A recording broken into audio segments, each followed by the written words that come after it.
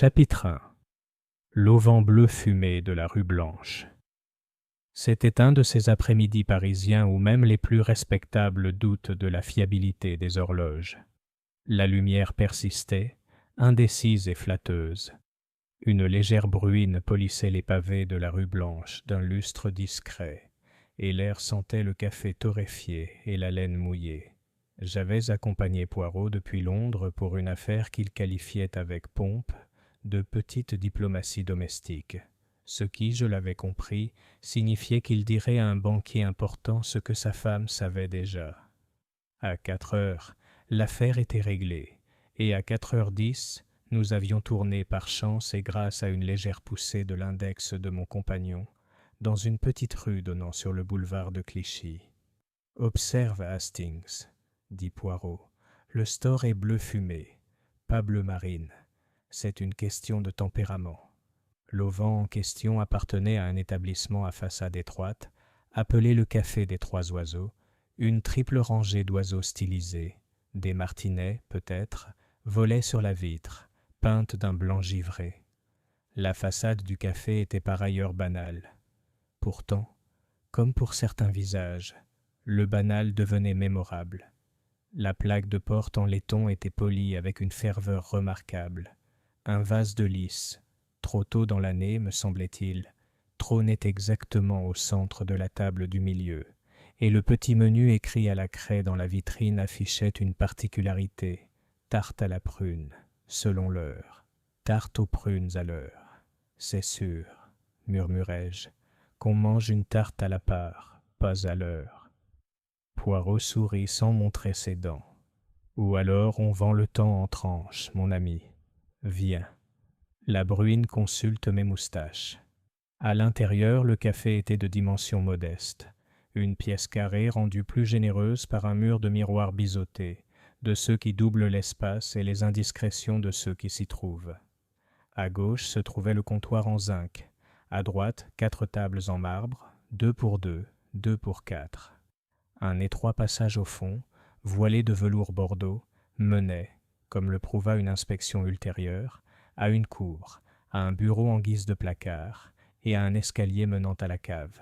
Le carrelage était vert et crème, disposé en diagonale. L'horloge au-dessus du comptoir était une ancienne horloge de chemin de fer, élégante et pratique. Et sur le comptoir, alignés comme sur un terrain de parade, se trouvaient 3 sucriers, en porcelaine en forme d'oiseau gras à la queue relevée. Il y avait peut-être une demi-douzaine de clients, et à peine avions-nous franchi le seuil, qu'une femme se détacha du comptoir avec le geste de celle qui a consacré sa vie à se déplacer précisément aussi loin que nécessaire, sans plus. Elle n'était pas jeune, mais son allure était élégante et son regard franc. Une mèche de cheveux gris acier tombait bas sur sa nuque, et une robe noire, sans ornement, hormis une fine chaîne en argent, lui allait comme le serment d'un majordome à sa personnalité. « Bienvenue, messieurs, » dit-elle. « Un coin pour discuter ou la fenêtre pour observer ?»« Le coin, » dit promptement Poirot. « On converse mieux dans l'intimité du reflet. » Il désigna le mur en miroir. « Ah !»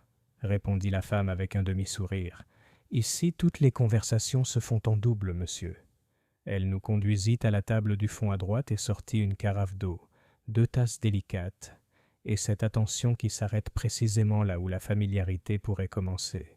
« Je suis Madame Lefebvre. Si vous désirez la tarte aux prunes, elle est fraîche à 16h15. Alors, vous vendez le temps en pièces de 25 centimes, ai-je osé, ravi d'être dans la plaisanterie. « En quarts et en moitié, monsieur, » dit-elle, « mais jamais en entier. » Poirot, qui se targue de percevoir les remarques et les contre-remarques avec une oreille aussi fine que celle d'un chef d'orchestre, l'observait avec un vif intérêt. « Et vos oiseaux ?» demanda-t-il en désignant les sucriers d'un signe de tête. « Mon défunt mari fabriquait de la porcelaine, » répondit-elle. C'était un homme de goût, mais peu impitoyable, une combinaison malencontreuse dans le métier. Les oiseaux sont de sa création. Ils coulent parfaitement. Elle en versa une goutte, et une petite cascade de sucre fin tomba en une ligne lisse qui, même à mon œil non averti, se versa parfaitement. Nous commandâmes du café, un noir poireau et le mien avec de la crème, et la fameuse tarte aux prunes qui, à 16h15 précise, à l'horloge de la gare, sortit de la cuisine dans une boîte métallique peu profonde, la surface laquée et brillante. C'était excellent, et je le dis.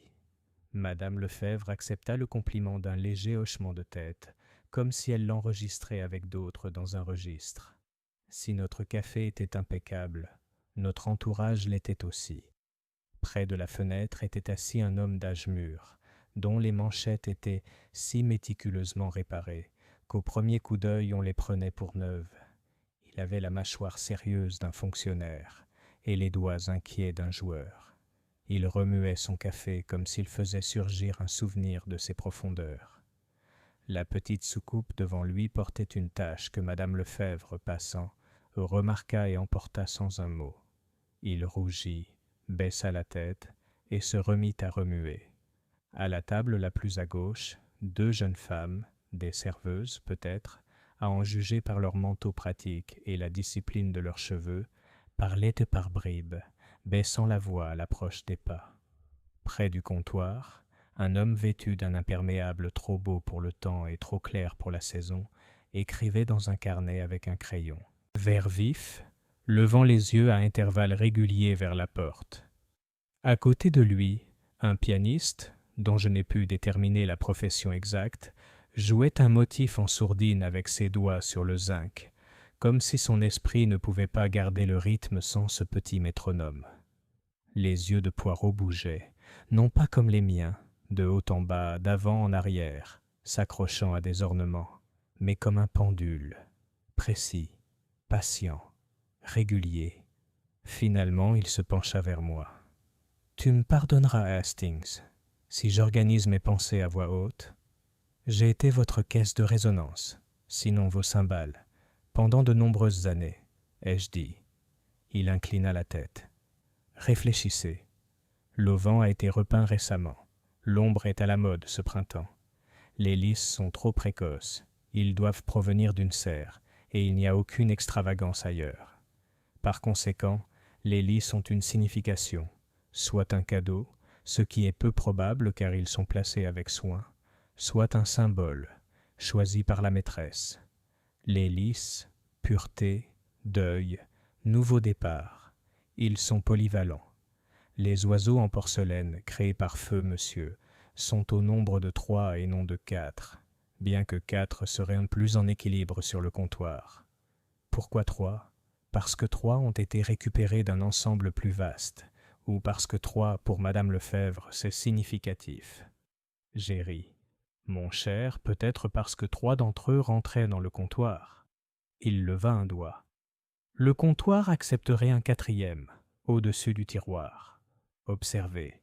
Il y a un petit rectangle pâle sur le zinc, là où se trouvait autrefois quelque chose de plus lourd. On l'a souvent essuyé. On essuie soigneusement, mais les motifs trahissent. Ainsi, un objet se trouvait là. Il a disparu.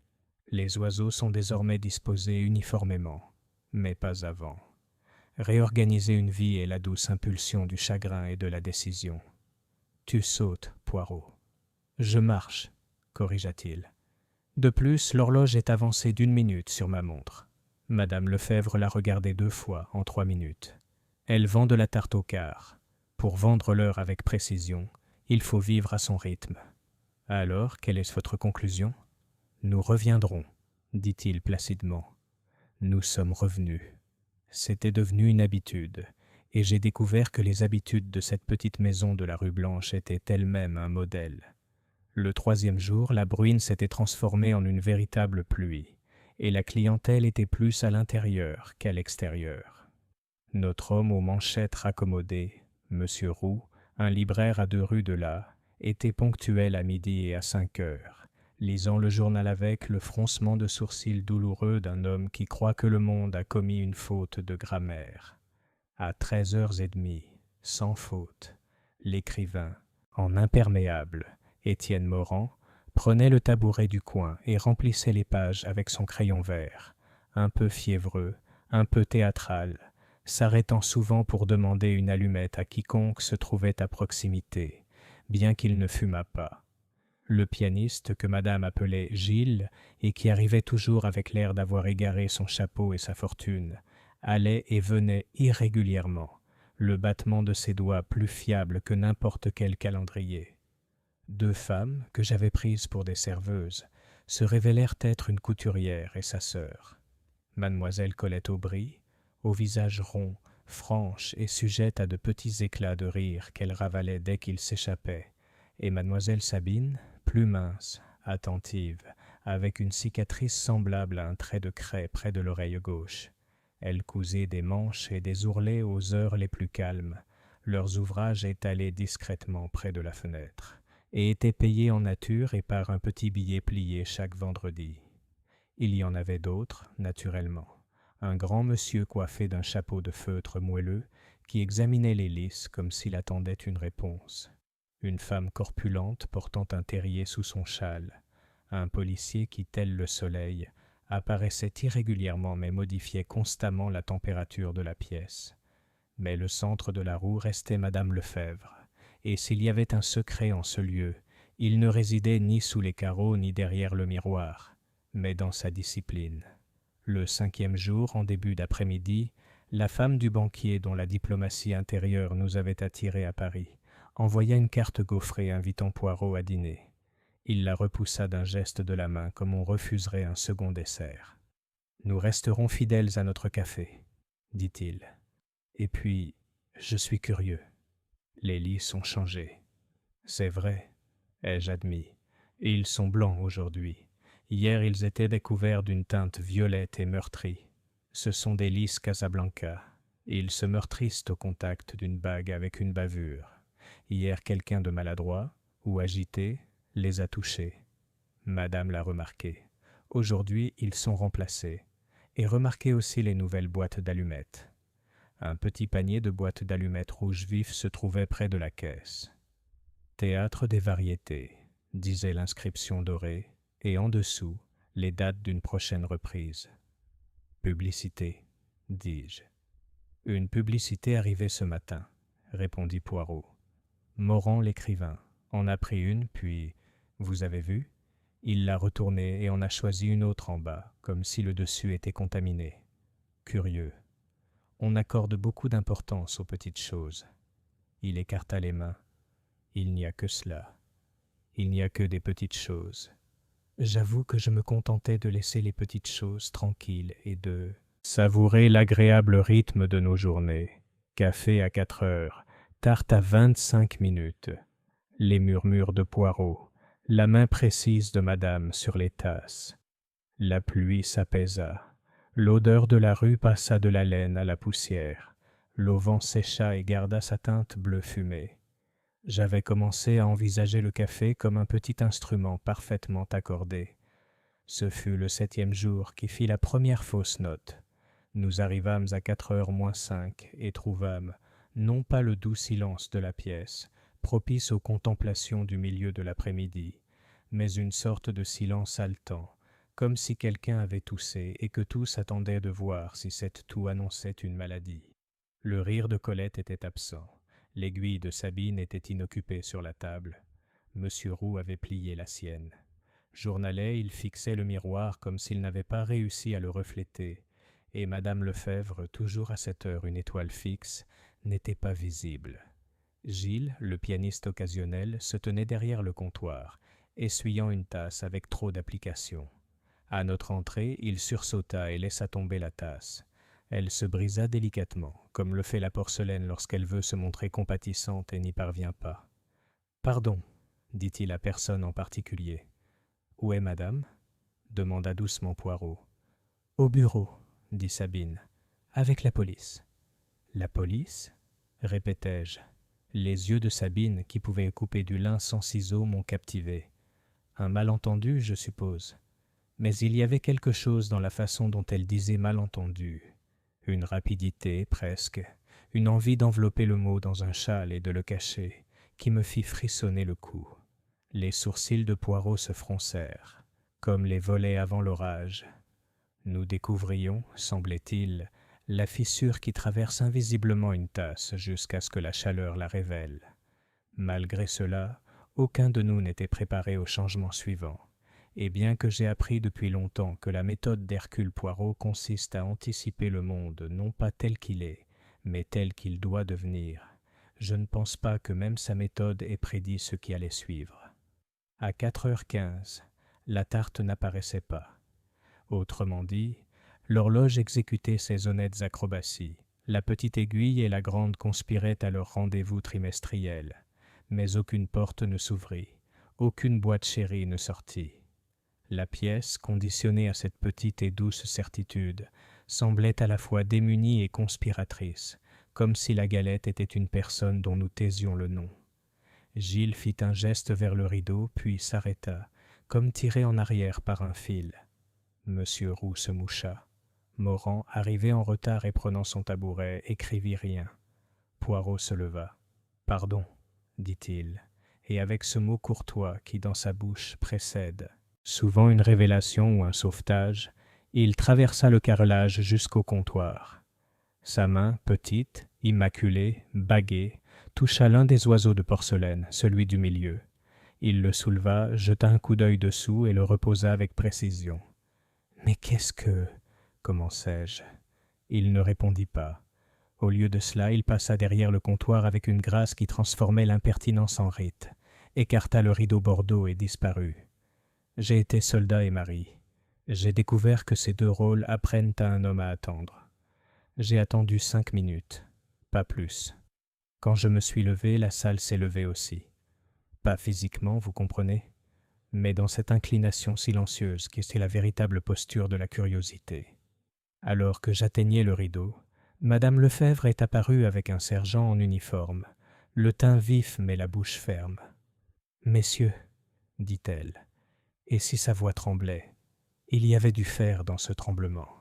Le café est fermé pour la journée. » Poirot, à son épaule, observait la pièce avec un regard qui tenait peut-être de la compassion, peut-être même du calcul. « Pour aujourd'hui, » répéta-t-il. Ses doigts étaient saupoudrés d'une substance pâle. « De la farine » Je n'en étais pas certain. Gilles, derrière moi, retint son souffle. Sabine leva son aiguille puis la reposa. Colette n'apparut nulle part. Morand tapota 2 fois le crayon vert et le rangea. « Viens, Hastings, » dit doucement Poirot. « Nous allons laisser madame faire ce qu'elle a prévu. Demain sera, comment dit-on ici, un autre jour. » Nous sommes partis sous l'auvent bleu fumé, qui avait tenu ses promesses et pourtant semblait maintenant, inexplicablement, promettre autre chose.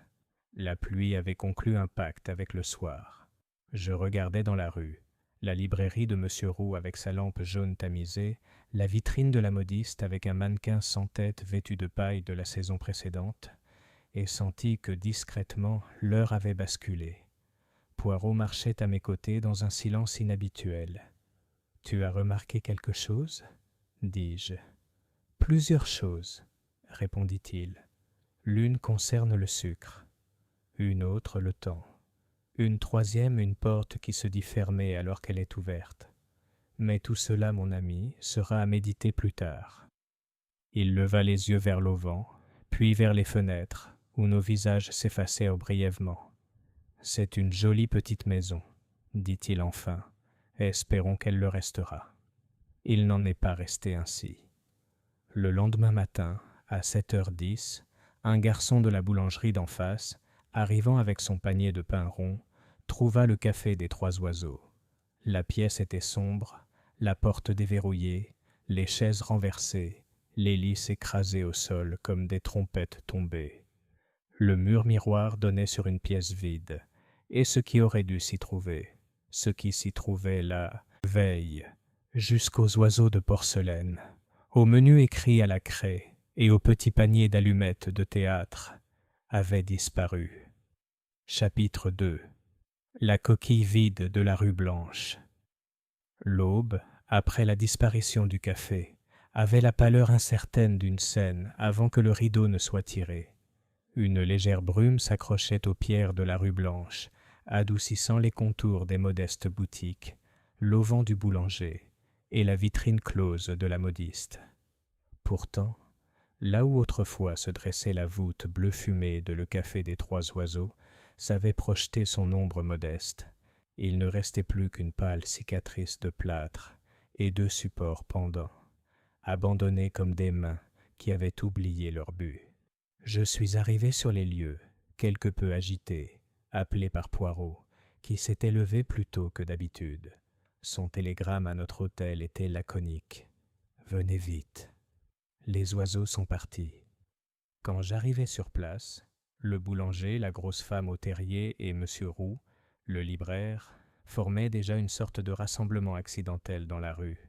Ils fixaient la façade vide avec cette incrédulité particulière qu'on réserve aux spectacles à la fois trop fantastiques et trop triviaux pour être crus. « C'est impossible, » murmura Roux, le nez rougi par l'air matinal. « Hier, j'ai bu du café ici. Ce matin, pff, rien. » Comme si un magicien lui avait balayé la main. La femme corpulente renifla, ce que son terrier fit également. Et mon chien n'aime pas ça. Les chiens le savent. Poirot, impeccablement vêtu de son costume gris, contemplait la façade vide, les yeux plissés, sa canne en équilibre léger entre ses doigts gantés. Il n'était pas perturbé, il ne l'avait jamais été, mais plutôt grave, comme s'il réfléchissait à un point de droit. « Écoute, Hastings, » dit-il doucement, « que vois-tu ? » « Mais rien du tout. Un mur blanc. Le café a disparu. » Il inclina la tête. « Et déjà ton esprit accepte l'impossibilité. C'est dangereux. Il ne faut jamais accepter l'impossible. Il faut plutôt dire, puisque cela paraît impossible, c'est que nos yeux nous trompent ou qu'il y a eu un piège. » Le boulanger, avide d'importance, s'avança. « Monsieur, je suis venu à 7 heures, comme toujours, apporter le pain. La porte était fermée mais pas verrouillée. J'ai poussé et à l'intérieur, plus rien. Plus de chaises, plus de comptoir, même le carrelage. Rien que du plâtre nu et de la poussière, comme si rien n'avait jamais existé. » Poirot l'interrogea doucement, et les réponses sérieuses du garçon révélèrent qu'il ne restait plus un seul morceau de meuble, pas une cuillère, pas même les petits oiseaux en porcelaine. Seule l'horloge était restée accrochée au mur, ses aiguilles figées à 4h15. Madame Lefebvre était introuvable.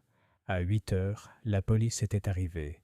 L'inspecteur Fournier, un homme grand et au regard mélancolique, et 2 agents qui se mirent aussitôt à arpenter la pièce vide. Les voisins se pressèrent vers la porte, murmurant des conjectures avec la délectation des langues parisiennes. Fournier accueillit Poirot avec un mélange de respect et de résignation, comme s'il comprenait qu'en présence d'Hercule Poirot, les méthodes officielles devaient se résigner à être éclipsées. « Monsieur Poirot, dit-il, vous avez de la chance. Vous arrivez le matin même de notre énigme. »« Je suis rarement malheureux, » répondit Poirot avec dignité. « Et maintenant, qu'avez-vous observé ?» Fournier désigna l'intérieur vide. « C'est singulier. Le café a été vidé pendant la nuit, tous les objets emportés.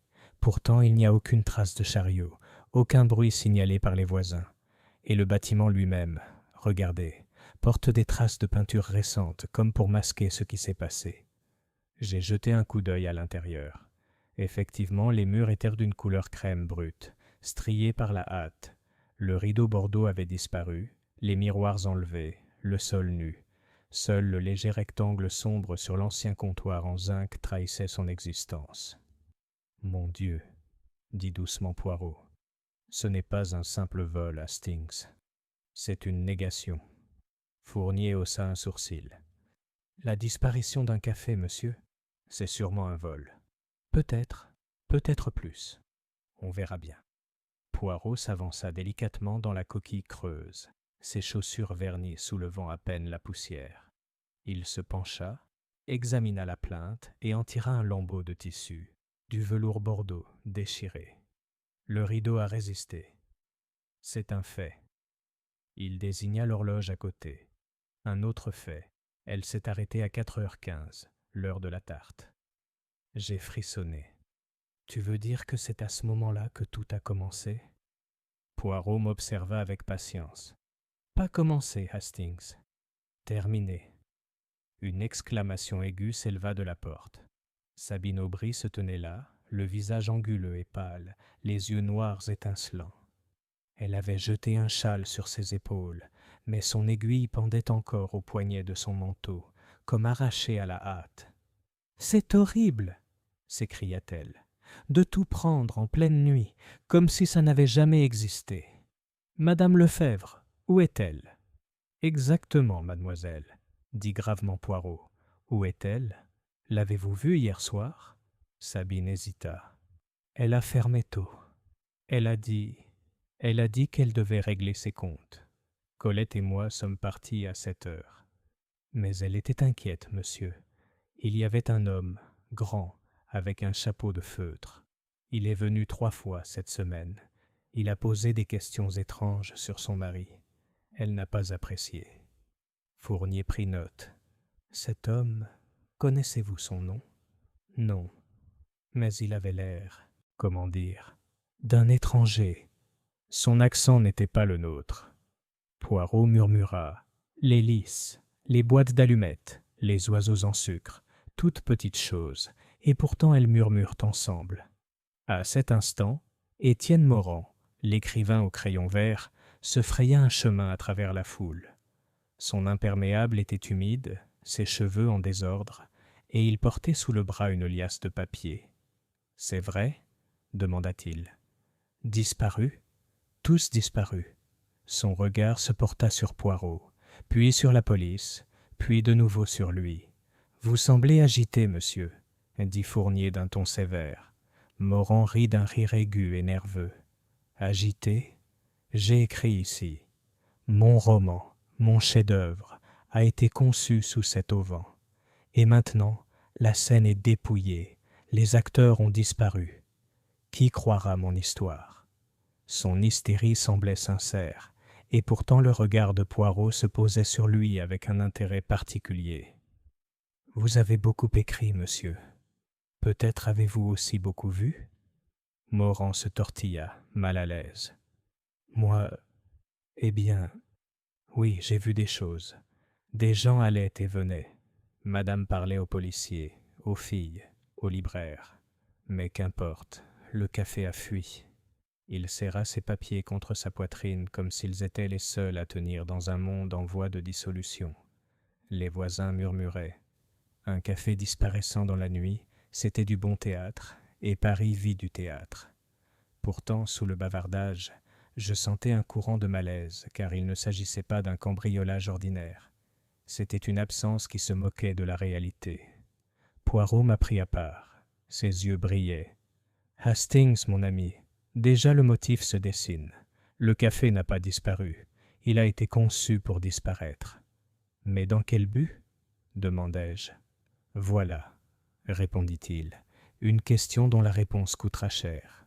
Peut-être même une vie. » Son regard revint vers la coquille vide de Le Café des Trois Oiseaux, et je vis qu'il tissait déjà les petits fils, les lys meurtris, les oiseaux en sucre déplacés, la tarte absente, l'horloge arrêtée, dans un tissu invisible pour moi. Et à cet instant, bien que le soleil se soit levé plus haut et que la brume se soit dissipée, j'ai senti l'ombre du mystère s'allonger sur la rue Blanche. Chapitre 3. Le cercle des ombres.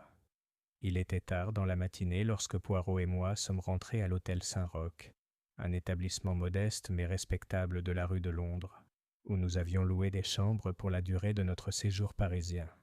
Poirot, après avoir ciré ses bottes une seconde fois et redessiné sa moustache, s'est déclaré prêt à recevoir des visiteurs. « Ils viendront, Hastings, » dit-il en disposant 2 fauteuils l'un en face de l'autre avec la précision d'un maître d'échecs. « D'abord, parce que la curiosité m'anime, ensuite parce que la peur me pousse, et enfin parce que je les invite sans même les inviter.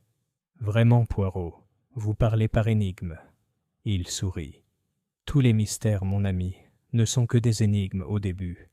Maintenant, ayez la bonté d'ouvrir la porte quand elle frappe. » On frappa plus tôt que prévu. L'inspecteur Fournier se tenait sur le seuil, chapeau à la main, l'air grave. Il accepta la chaise que Poirot lui offrit, avec l'air de quelqu'un qui apportait un lourd fardeau de la rue à la chambre. Monsieur Poirot, je l'avoue, je suis perplexe. Un café ne peut pas disparaître, et pourtant nous sommes là. Exactement, dit Poirot. Considérons donc cela comme un crime, et non comme un miracle. Dites-moi, à qui appartient la propriété du numéro 17 rue Blanche? Madame Lefebvre elle-même. Elle l'a héritée de son mari, décédé il y a 2 ans. Pas d'hypothèque, pas de dette que nous puissions retracer. Bon. Alors le vol à des fins lucratives est moins probable, à moins qu'elle-même ne l'ait vendu en secret. Et madame? Où est-elle maintenant? Fournier écarta les mains. C'est là le plus sombre. On ne l'a pas vue depuis hier soir. Sa chambre au-dessus du café est déserte, son lit vide. Les voisins n'ont rien entendu d'inhabituel. Les yeux de Poirot se plissèrent. Une femme d'ordre ne disparaît pas facilement. Si elle disparaît, c'est parce que quelqu'un l'y a contrainte, ou parce qu'elle a choisi de jouer son rôle dans un drame plus grand que nous ne le percevons encore. À cet instant, on frappa à nouveau. Sabine Aubry entra, son châle serré, le regard étincelant de suspicion. Son regard passa de Fournier à Poirot, puis à moi, comme pour jauger son auditoire. « Je ne fais pas confiance à la police, » annonça-t-elle, « et je fais encore moins confiance au silence. Il est arrivé quelque chose à Madame Lefebvre. Elle ne nous abandonnerait jamais sans un mot. » Poirot lui fit signe de s'asseoir. « Mademoiselle, vous et votre sœur étiez proche d'elle ?» ?»« Elle nous donnait du travail, monsieur. Colette et moi, on cousait des vêtements, on aidait au ménage. Parfois, on servait aux tables. Elle était stricte, certes, mais juste. Et fière, toujours fière. Elle ne se laissait pas tromper par un homme. » Fournier se pencha. « Vous disiez hier qu'un inconnu l'avait dérangé. » Sabine hocha vigoureusement la tête. « Oui. » Grand, coiffé d'un chapeau de feutre souple. Il parlait avec un accent, ni anglais ni allemand, mais étranger. Il s'enquit de la mort de monsieur Lefebvre. Il dit que la porcelaine recelait des secrets. Poirot pencha la tête, tel un oiseau examinant une bouchée. Des secrets de porcelaine. Curieux. Et quand était-ce? 3 fois cette semaine. Une fois lundi, une autre mercredi, et hier à midi. À chaque fois, madame pâlissait. Hier soir, elle nous a congédiés tôt. Ses mains se crispèrent. Je crains le pire. Poirot la calma d'un geste. Courage, mademoiselle. La peur aveugle. Le courage voit. À peine était-elle partie qu'un autre visiteur apparut. Étienne Morand, serrant ses papiers, son crayon vert caché derrière l'oreille comme un talisman. Sa nervosité était palpable. Il se balançait d'un pied sur l'autre comme s'il se tenait sur des pierres brûlantes. « J'ai entendu dire, » s'exclama-t-il, « que madame Lefebvre avait disparu. Je ne peux pas écrire, monsieur, je ne peux pas penser. S'il y a un acte criminel, je dois le savoir. J'étais souvent dans son café. J'ai vu beaucoup de choses. » Les yeux de Poirot brillèrent. « Vraiment? Alors éclaire-nous. » Morand se lécha les lèvres. « Il y a eu des disputes, monsieur. » « J'ai entendu. Roux, le libraire, s'est disputé avec madame à propos de dettes. Il lui devait de l'argent pour le café, disait-elle, bien qu'il jure le contraire. Et Gilles, le pianiste, il lui demandait des avances, toujours, toujours. Elle menaçait de lui interdire l'accès du café. Et une fois, oui, une fois, Colette a pleuré au fond, bien que Sabine lui ait interdit de parler. Une histoire de lettres. « Des lettres ?» m'exclamai-je. Morand hocha la tête. « Oui, des lettres dans un tiroir. Je ne sais pas à qui. » Poirot tapota l'accoudoir de son fauteuil. « Comme je l'ai dit, Hastings, on ne supprime pas un café sans laisser derrière soi dettes, querelles et jalousies. Le café n'est qu'un miroir. La véritable image se trouve dans les gens. » Après le départ de Morand, Fournier soupira. Tant de suspects, tant de mobiles. Mais qu'en est-il de madame Lefebvre elle-même? Aurait-elle pu orchestrer cette disparition, le vol de tous les objets, comme une sorte de vengeance? Les moustaches de Poirot se hérissèrent. « Mon cher Fournier, là est la grande question. Est-elle victime ou régisseuse ?» Il se leva, sa petite silhouette tendue par l'énergie. « Il faut voir Roux, le libraire. Il est tout près, et il a le visage de quelqu'un qui surveille ses comptes avec trop de jalousie. » Nous reprîmes la rue illuminée. Paris avait déjà intégré cette histoire à ses ragots, et les têtes se tournèrent à notre passage. Le numéro 21 de la rue Blanche portait ces lettres dorées, Librairie Roux. À l'intérieur, au milieu de l'odeur du vieux papier et du cuir humide, M. Roux leva les yeux de son comptoir avec le sursaut coupable d'un homme pris en plein calcul. « Vous venez pour le café » dit-il aussitôt, la voix sur la défensive. « Je ne sais rien. J'ai bu mon café, j'ai payé mon addition. »« Toujours » demanda doucement Poirot. Le regard de Roux se déplaça. « Presque toujours. » Poirot s'avança, le regard perçant. « Et hier soir, monsieur ? Où étiez-vous à 16h15 quand l'horloge du café s'est arrêtée ?» Le libraire hésita. Ses doigts frôlaient les pages d'un registre ouvert. Eh bien, j'étais là, naturellement, seul. Un piètre alibi, en effet. Fournier en prit note. Poirot, cependant, ne dit rien de plus, se contentant de regarder les étagères, remarquant une zone sans poussière où un volume avait été retiré. À notre sortie, il dit doucement : « Il ment. Mais pas, je crois, à propos de meurtre. Non, Hastings, Monsieur Roux cache quelque chose de mesquin, et dans la mesquinerie se cachent des indices aussi dangereux que des poignards. » Je ne pouvais m'empêcher de frissonner, car malgré le soleil printanier et l'effervescence des boutiques de la rue Blanche, j'avais l'impression d'entrer dans un théâtre où chaque acteur portait un masque, et derrière chaque masque se cachait un secret. Poirot me toucha le bras. « Viens, Hastings, nous avons vu le vide du café. Maintenant il nous faut voir la plénitude des cœurs qui s'y étaient rassemblés. Chacun, mon ami, se révélera avec le temps. » Chapitre 4. Fils dans le miroir. Le lendemain après-midi, la rue Blanche avait l'air d'une rue qui sait ce qu'elle a à offrir. La foule se pressait près de la façade vide où se trouvait le café, pointant du doigt, chuchotant, désignant le mur pâle comme un décor de scène attendant le retour des acteurs. Les vendeurs de journaux criaient le titre « Mystérieuse disparition d'un café à Paris » and children run about singing a doggerel verse that rhymed 3 oiseaux with « Où sont-ils donc, ces drôles ?» Poirot, imperturbable face à cette notoriété, déclara que le moment était venu de prendre la mesure de chaque âme tour à tour. Il insista pour que nous retournions à l'intérieur même du café, non pas parce qu'il espérait y trouver des preuves matérielles, mais parce que, comme il l'expliqua, la créature humaine parle avec plus de vérité lorsqu'elle est placée sur la scène familière. L'inspecteur Fournier, le regard fatigué mais résigné, nous accompagnait. À l'intérieur, la pièce était dépouillée jusqu'à l'os. La lumière du soleil éclairait le plâtre nu. Des grains de poussière exécutaient un ballet mélancolique. L'unique horloge de chemin de fer restait accrochée au mur, ses aiguilles figées à 4h15, comme si le temps lui-même s'était offensé et s'était enfui.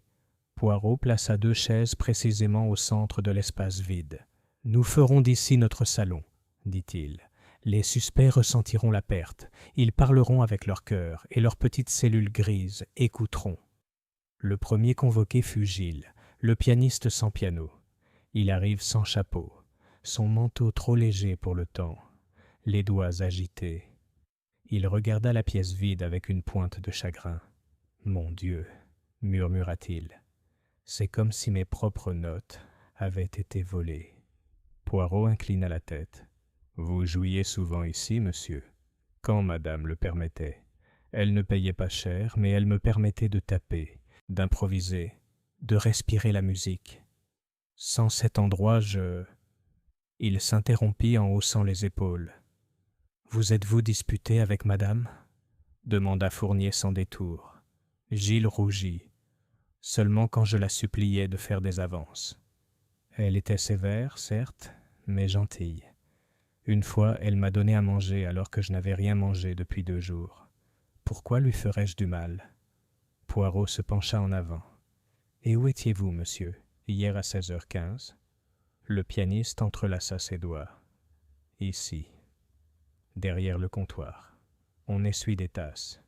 J'en ai laissé tomber une à votre entrée, monsieur Poirot. Vous vous souvenez ? Puis madame est allée au fond avec le policier. Après ça, sa voix tremblait. Après ça, plus rien n'a été comme avant. » Les yeux de Poirot brillèrent, mais il congédia l'homme avec douceur. Ensuite est venue Colette Aubry, la sœur cadette.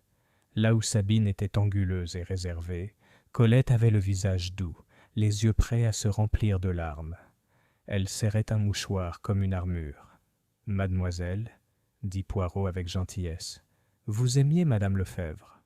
Elle était sévère, monsieur, mais je l'admirais. Elle nous donnait du travail quand d'autres refusaient. Elle me parlait presque comme une mère parfois. Et pourtant, observa doucement Poirot, vous avez pleuré dans l'arrière-boutique, n'est-ce pas? Quelle en était la cause? Ses joues s'empourprèrent. On s'est disputé. Sabine m'a dit de brûler des lettres qu'on avait trouvées dans un tiroir. Elles étaient vieilles, attachées avec un ruban. Le mari de madame les avait écrites, je crois. Mais moi, j'en ai lu une. Elle parlait de dettes, de livraisons de porcelaine jamais arrivées. Sabine m'a réprimandé et m'a traité d'idiote, que ça ne nous regardait pas. Mais les mots, ils m'ont troublé. Les moustaches de Poirot frémirent. Ah, des lettres. Et elles ont été brûlées? Colette secoua la tête. Je les ai cachées. Je n'ai pas pu les détruire. Où sont-ils maintenant? Ses lèvres tremblaient. En sécurité, monsieur. Dans ma boîte à couture. Poirot échangea un regard avec Fournier. C'était une preuve. Il congédia la jeune fille d'une petite tape rassurante.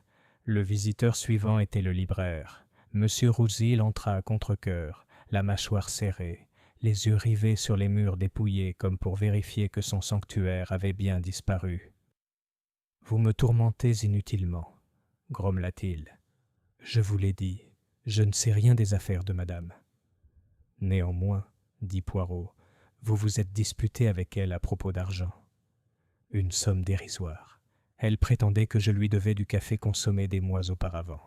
Je paie ce que je dois, monsieur, mais elle tenait un registre. Oh oui, toujours son précieux registre. Le regard de Poirot s'aiguisa. Le ledger, dites-vous? Et où est-il maintenant? Roux écarta les mains. Disparu, comme tout le reste. Ou caché, murmura Poirot.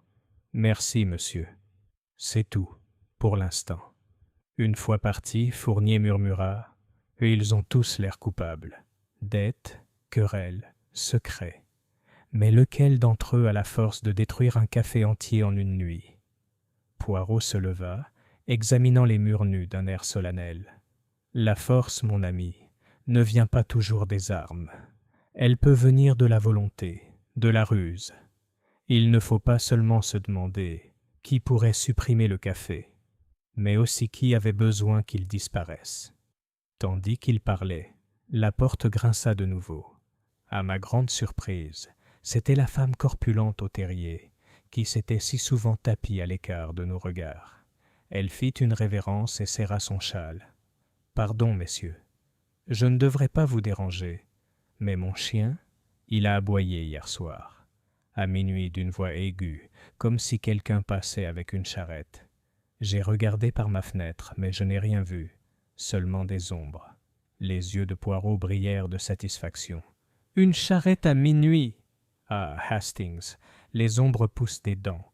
Il y a toujours quelqu'un pour entendre ce que les autres ignorent. » Il remercia chaleureusement la femme et lorsqu'elle partit, il se tourna vers nous avec une gravité soudaine. « Le café n'a pas disparu dans les airs, dit-il. Il a été pris, morceau par morceau, à dessein.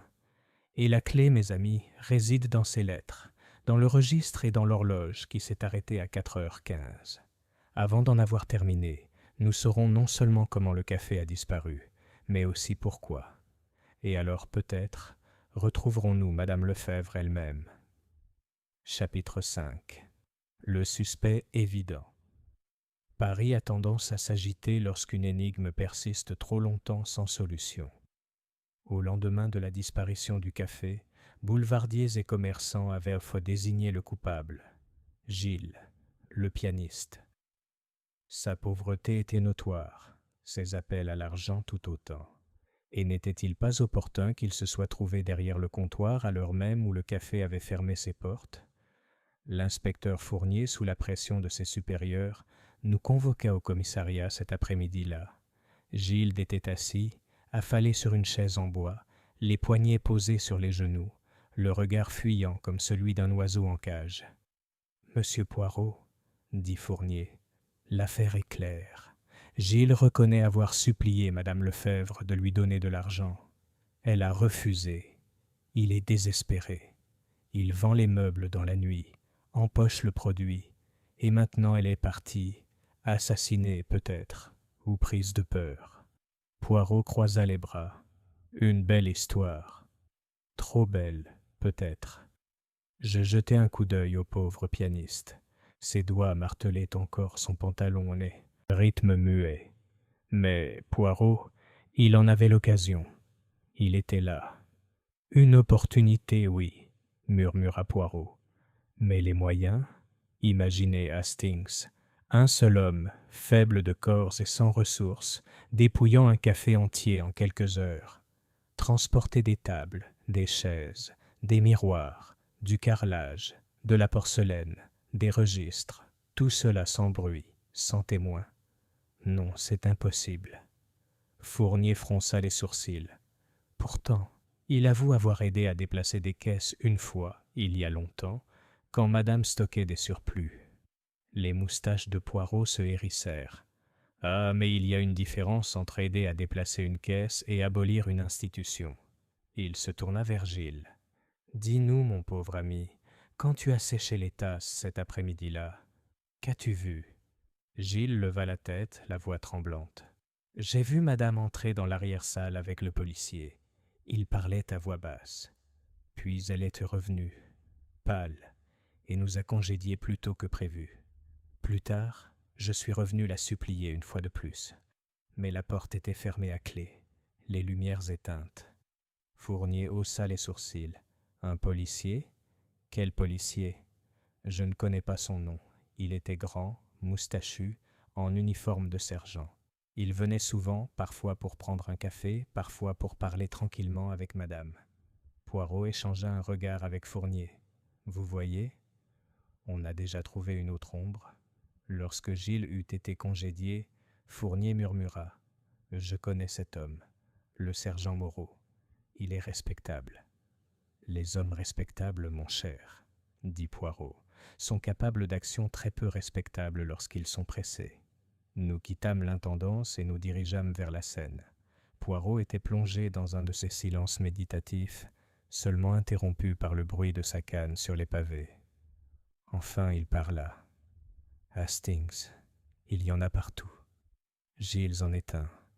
Il est pauvre, désespéré, peut-être malhonnête, mais il n'est pas l'artisan de ce grand déménagement. Non, la main derrière tout ça est plus subtile. »« Et alors ?» demandai-je avec impatience. Poirot sourit faiblement. « Patience. Rassemblons les fils. Observez. Les lettres cachées par Colette, le registre dont parle Roux, la charrette entendue à minuit par la femme au chien. Ces trois-là forment un schéma. Il faut maintenant resserrer le schéma. Ce soir-là, nous rendîmes visite aux sœurs Aubry dans leur modeste logement au-dessus d'une boutique de tailleur. Colette sortit sa boîte à couture d'une main tremblante. À l'intérieur se trouvait un paquet de lettres jaunies, nouées d'un ruban bleu délavé. Poirot les dénoua délicatement, comme s'il déballait une relique. L'écriture était audacieuse et impatiente. La signature, Henri Lefebvre. « Écoute, Hastings, dit Poirot en lisant à voix haute. Il faut détourner le chargement. La porcelaine n'est pas ce qu'elle paraît.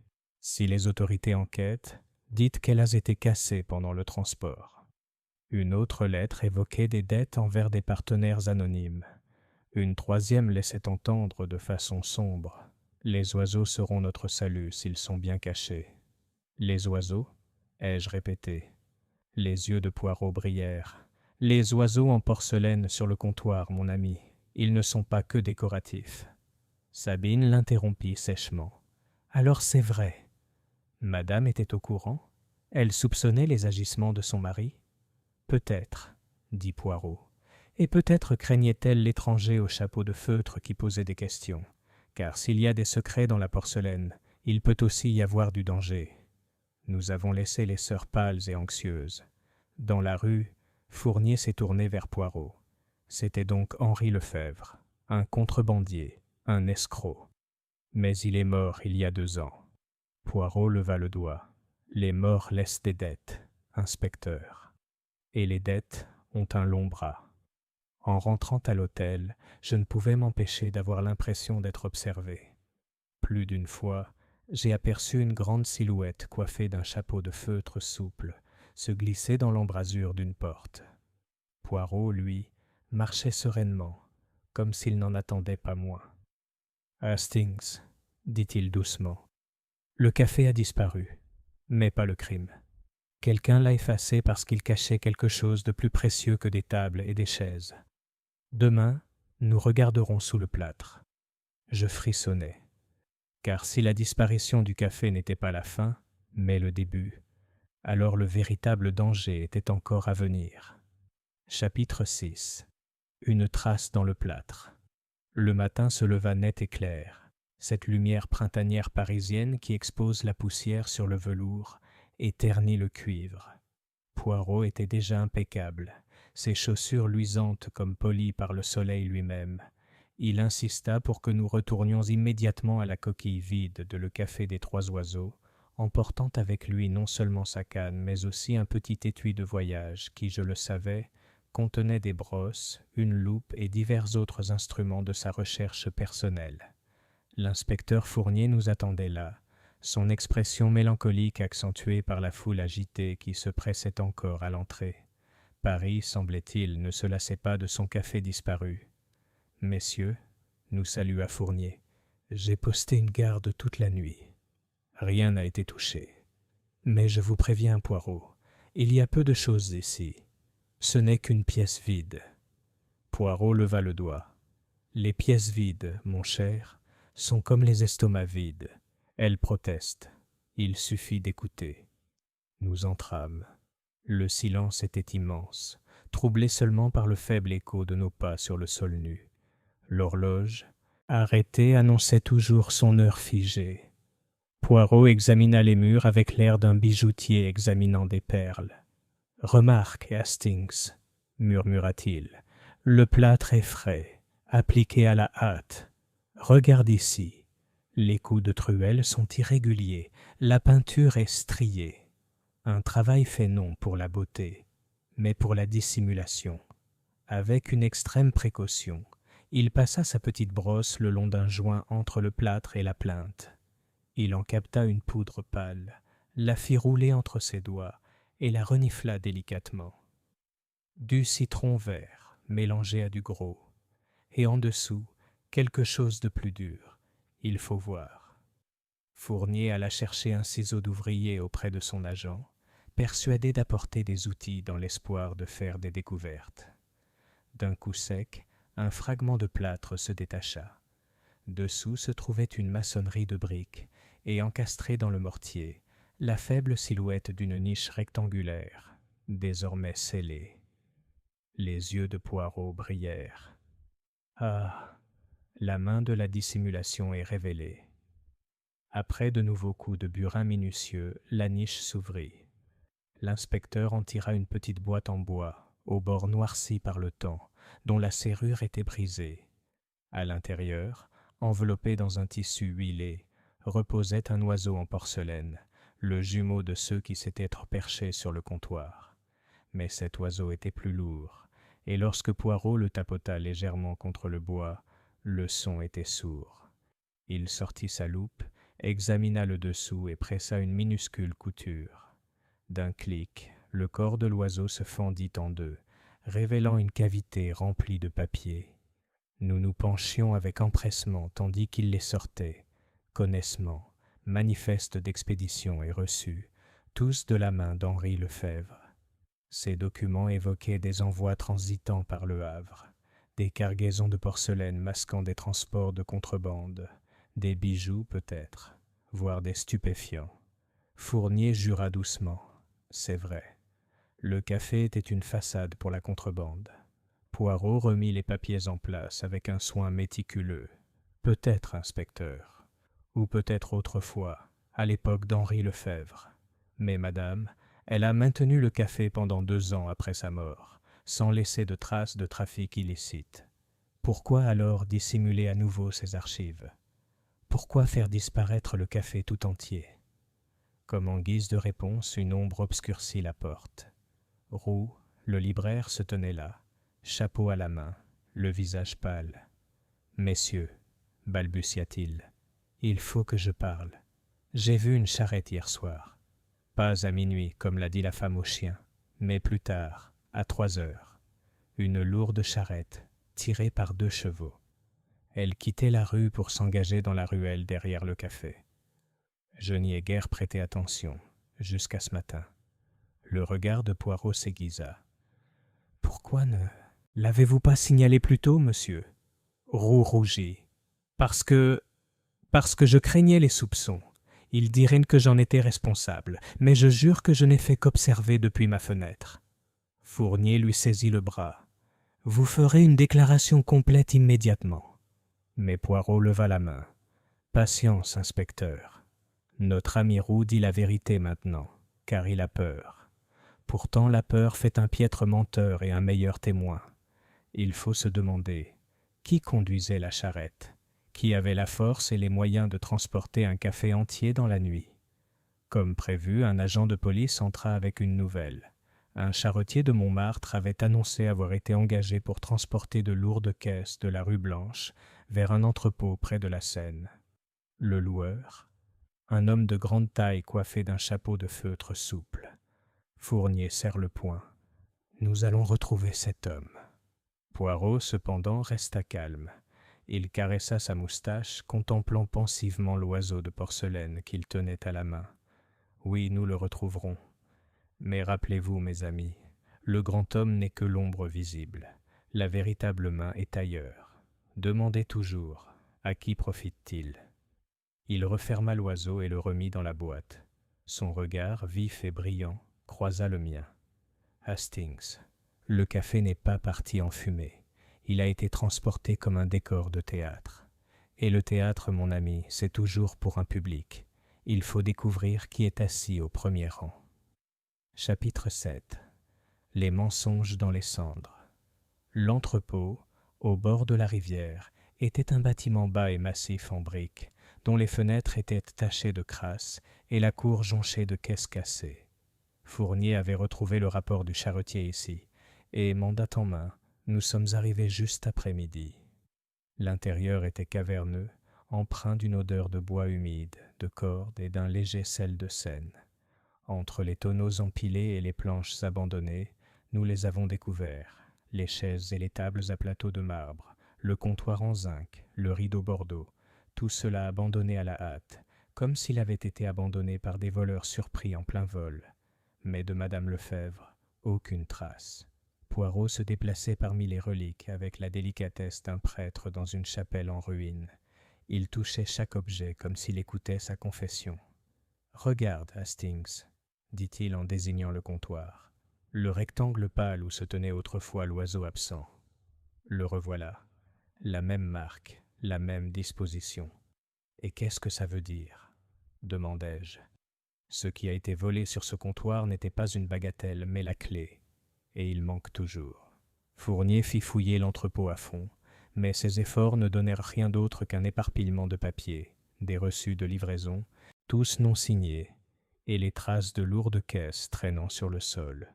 « Madame Lefebvre était là, » murmura Poirot en se baissant pour arracher un lambeau de tissu noir d'un clou. Sa robe, déchirée à la hâte, mais a-t-elle lutté ou a-t-elle simplement trébuché ? Alors que nous émergions dans la lumière grise du jour, une voix appela « Monsieur Poirot !» C'était Sabine Aubry, qui se précipitait vers nous, son châle rejeté en arrière, les yeux brûlants d'inquiétude. « Vous devez m'aider !» cria-t-elle. « C'est Colette, elle a disparu depuis ce matin. » Ces mots firent l'effet d'un coup de massue. Le visage de Fournier se durcit. « 2 femmes disparues. La situation s'aggrave. » Poirot, cependant, se contenta d'incliner la tête. « Venez, mademoiselle, dites-nous tout. » Chez les Aubry, la vérité éclata par bribes. Colette était partie tôt, emportant sa boîte à couture. Elle n'avait rien dit, se contentant de dire qu'elle devait arranger les choses. Sabine, fouillant sa chambre, constata que la boîte à couture avait disparu, ainsi que les lettres. Les yeux de Poirot brillèrent. Alors, elle a pris les lettres d'Henri Lefebvre. Et maintenant, elle aussi a disparu. Sabine se tordit les mains. Elle est innocente, monsieur. Elle est trop douce pour intriguer. Quelqu'un l'a attirée. Ou bien, murmura Poirot, elle s'est empêtrée. L'innocence, mademoiselle, est souvent un masque derrière lequel se joue la folie. Tandis que nous parlions, Étienne Morand apparut à la porte, essoufflé, son crayon vert coincé derrière l'oreille comme toujours. « C'est vrai », s'exclama-t-il. « Je l'ai vu, Colette, monter dans une voiture près du théâtre des Variétés. Un homme en chapeau de feutre l'accompagnait. »« Encore le chapeau de feutre, » grommela Fournier. « Ce fantôme s'enhardit. » Poirot observa Morand d'un air scrutateur et impassible.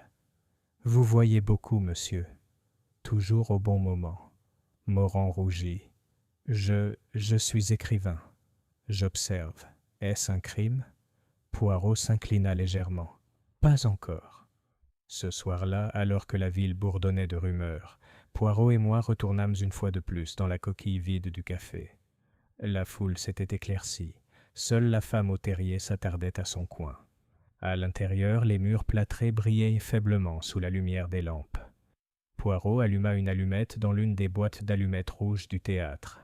Il en avait déjà pris une plus tôt, avec une délicatesse exquise. Appuyant la flamme contre le mur, il examina les légères rayures sous le plâtre. « Hastings, » dit-il doucement, « observe. Des lettres gravées ici, des initiales peut-être, avant la pose du plâtre, H.L. Henri Lefebvre. Et en dessous un autre, Californie. Colette Aubry, ai-je haleté, ou quelqu'un veut nous le faire croire. Il éteignit l'allumette. Chaque mur, chaque mensonge est à double face. La question n'est pas de savoir si Colette est coupable, mais si on la force à le croire. Alors que nous nous préparions à partir, Poirot s'arrêta devant l'horloge. Ses doigts effleurèrent ses aiguilles gelées. Toujours 4h15. La tarte qui n'est pas venue. L'heure de l'effacement. Note-la bien, Hastings, car c'est sur ce gond que toute la porte s'ouvre. Sa voix baissa. Et avant d'arriver au bout, cette charnière pourrait craquer sous un poids plus lourd qu'on ne l'imagine. Chapitre 8. Le point de rupture. L'atmosphère de la rue Blanche devenait chaque jour plus tendue. Les voisins chuchotaient derrière les volets, les commerçants se regardaient avec suspicion, et le pavé, autrefois discret, devenait le théâtre de rumeurs.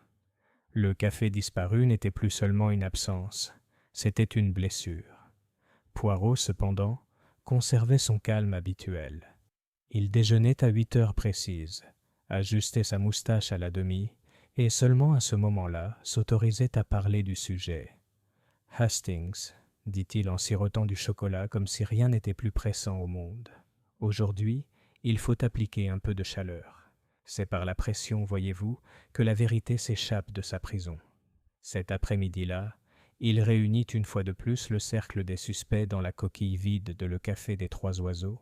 Les murs nus résonnaient de leurs voix inquiètes. Sabine Aubry, les lèvres pincées, Roux le libraire, toujours sur la défensive. Gilles, pâle et les yeux creux. Étienne Morand, agité, serrant son crayon vert. Et même la grosse femme au terrier, qui avait insisté pour venir, déclarant qu'elle connaissait la rue aussi bien que quiconque. L'inspecteur Fournier se tenait près de la porte, les bras croisés, observant avec la légère grimace d'un homme résigné aux méthodes de Poirot. Poirot s'assit au centre, l'horloge figée se dressant derrière lui. Il joignit les doigts et observa l'assemblée. « Mesdames, messieurs, » commença-t-il, « un café ne disparaît pas sans main pour le porter, et ces mains appartiennent à quelqu'un parmi vous, ou à quelqu'un que vous protégez. Nous connaissons déjà des dettes, des querelles, des secrets.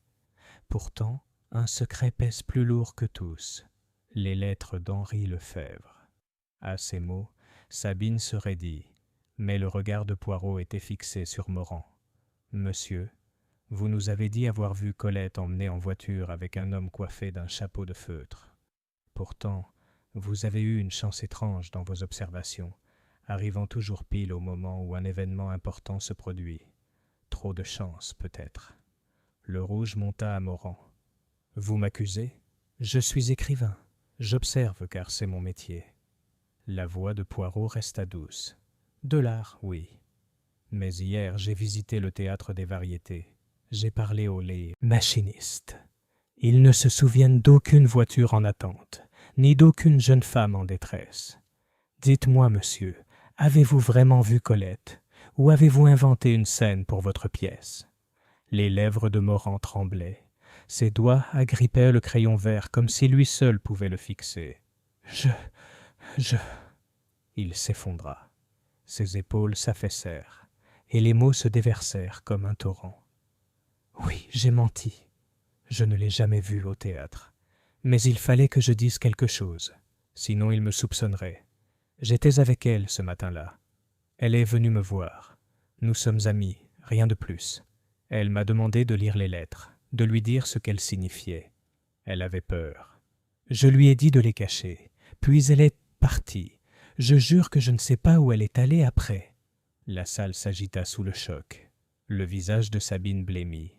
Gilles murmura une prière. « Pourquoi cacher cela ?» demanda Fournier d'un ton dur. Morand écarta les mains, le regard hagard. « Parce que je craignais que vous ne m'accusiez. Déjà la police recherche les pauvres, les désespérés. Oui, j'ai menti. Mais je ne lui ai pas fait de mal. » Poirot leva une main apaisante. « Assez, monsieur. Vous vous êtes déchargé. La vérité même partielle est un progrès. Vous confirmez que Colette possédait les lettres et qu'elle a consulté.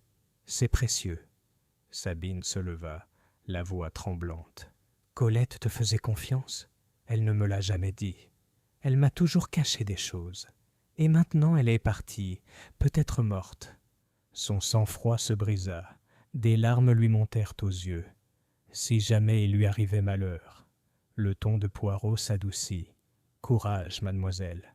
Votre sœur est peut-être encore en sécurité. Mais rappelez-vous, se cacher engendre le danger.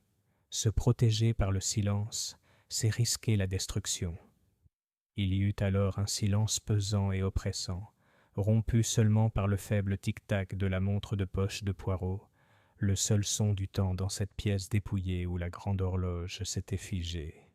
Enfin, Poirot se leva. « Mes amis, nous avons atteint le tournant. Un mensonge a été brisé, et avec lui, la première chaîne. Bientôt, le schéma se révélera entier. Mais attention, la vérité, quand elle surgira, frappera comme un miroir qui tombe. Elle blessera ceux qui la contempleront. » Il s'inclina gravement, signalant que le rassemblement était terminé. En sortant rue Blanche, je lui ai murmuré « Tu l'as pressé délibérément. Tu savais qu'il allait craquer. » Les yeux de Poirot brillèrent. « Mais bien sûr, Hastings. » L'esprit sous pression trahit ses failles. Monsieur Morand nous a montré où chercher. Les lettres, toujours les lettres. Elles sont la carte, et la disparition du café n'est que la boussole qui nous indique le chemin. L'air était frais, les ombres s'allongeaient. Pourtant, je ne pouvais m'empêcher d'avoir l'impression que quelqu'un nous observait depuis une porte, grand, silencieux et coiffé d'un doux chapeau de feutre. Chapitre 9. Poirot tend le piège. Le lendemain matin, Poirot était d'une humeur sereine et satisfaite. Ses moustaches brillaient d'un éclat particulier, et il insista pour que notre table soit parfaitement symétrique avant de parler de l'affaire. « Hastings, » dit-il en beurrant son petit pain avec une délicate précision, « le moment est venu de jouer notre propre petit théâtre. Le café a disparu comme un décor. Très bien, nous allons fournir la scène sur laquelle les coupables se produiront. »« Poirot, » m'exclamai-je, « tu ne peux pas vouloir dire. »« Mais je le fais, » interrompit-il fermement. « Nous les inviterons tous, Sabine Aubry, Gilles, Roux, Monsieur Morand, et même la bonne madame avec son chien. Et bien sûr, nous aurons besoin de la coopération de l'inspecteur Fournier. » À l'arrivée de Fournier plus tard dans la journée, Poirot exposa son plan avec une assurance tranquille. L'inspecteur fronça les sourcils, mais acquiesça. « Si cela révèle la vérité, monsieur, Je me plierai à votre petit drame. » Le soir, le café dévêtu était de nouveau éclairé. Des bougies vacillaient sur des tables empruntées. Les chaises étaient disposées en cercle sous le regard de l'horloge figée. C'était étrange, comme un fantôme du café revenant pour un dernier service. Les suspects entrèrent un à un, l'air méfiant. Sabine, le regard perçant et tendu.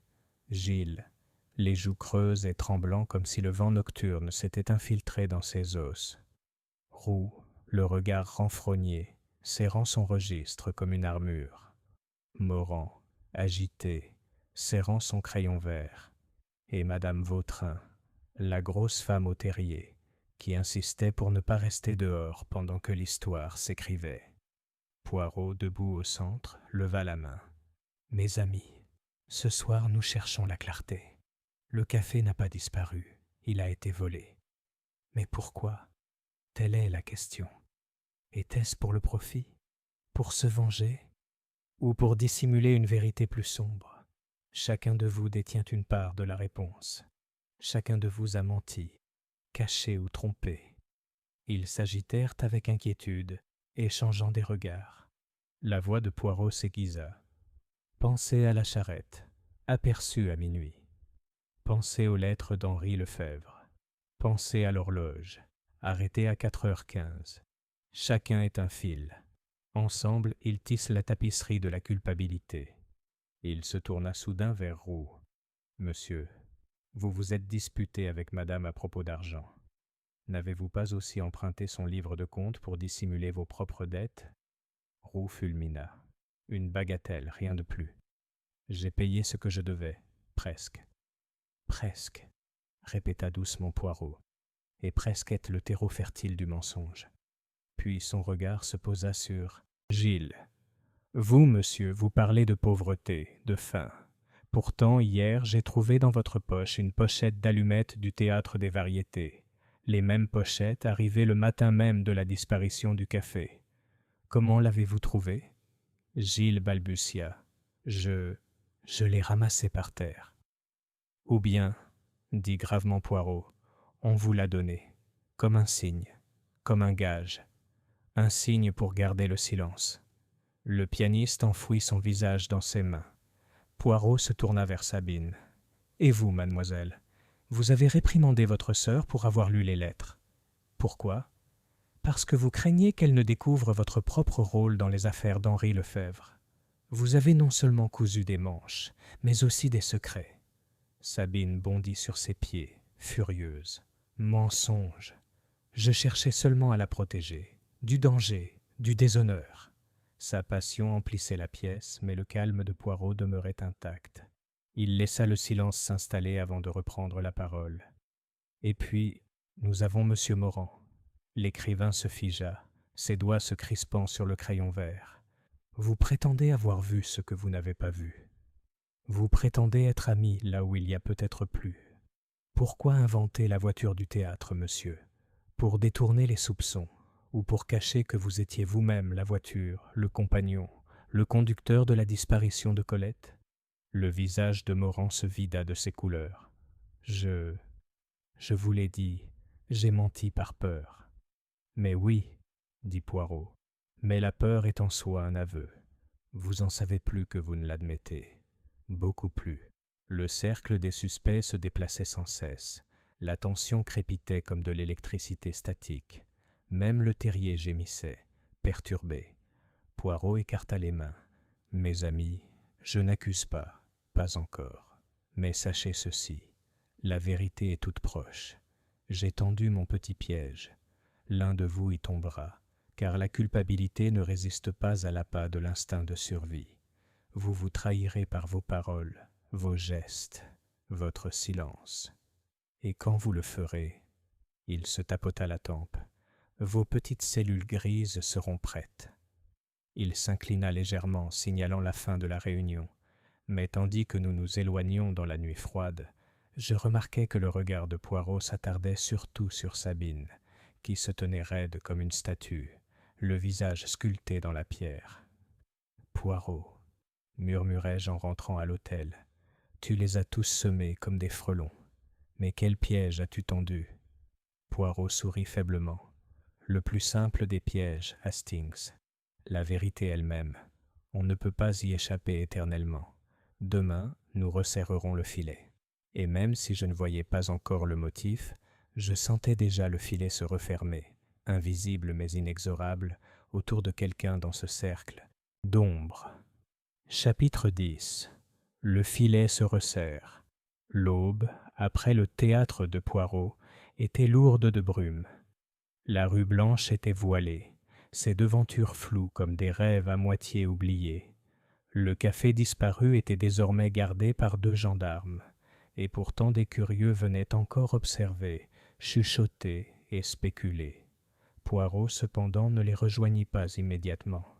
Il s'assit à la table à écrire de notre hôtel, rangeant des papiers en carrés bien nets, tout en marmonnant doucement en français. Finalement, il tapota la table avec satisfaction. « Hastings, mon ami, aujourd'hui nous révélons, mais pas tout. Nous en révélerons suffisamment pour ébranler le cœur coupable, pour le forcer à battre de façon irrégulière. » Nous sommes retournés au commissariat, où Fournier nous attendait avec une impatience lasse. « Vous m'aviez promis des résultats, monsieur Poirot. » Mes supérieurs s'impatientent. « Patience, inspecteur. On attrape le poisson non pas en agitant l'eau, mais en lançant le bon appât. » Dans l'après-midi, Poirot avait de nouveau convoqué les suspects, cette fois non pas au café, mais au commissariat lui-même, où l'autorité de Fournier donnait du poids à chaque mot. Le groupe se rassembla à contre-cœur. Sabine, rigide et sévère. Roux sur la défensive comme toujours. Gilles, tremblant de fatigue. Morand, pâle, son crayon vert tapotant sans cesse. Et Madame Vautrin avec son terrier, affirmant être la voix de la rue. Poirot se tenait devant eux, une petite silhouette mais imposante, ses moustaches tremblant comme des bannières. « Mesdames, messieurs, commença-t-il, dissipons les ombres. Le café n'a pas disparu. Il a été démonté, transporté, caché. Mais pourquoi? Pas par profit. Les tables et les chaises valent peu. Pas par caprice. Un tel travail est trop lourd.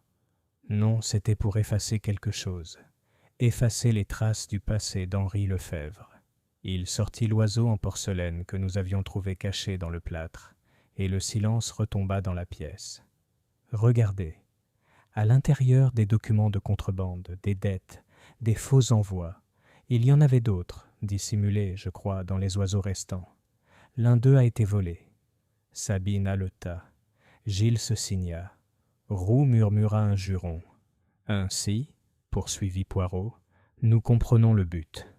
Le café n'a pas été volé, il a été nettoyé, vidé comme on efface un tableau noir, et ceux qui cherchaient à effacer craignaient d'être découverts, par la police, par leurs rivaux, par leurs héritiers.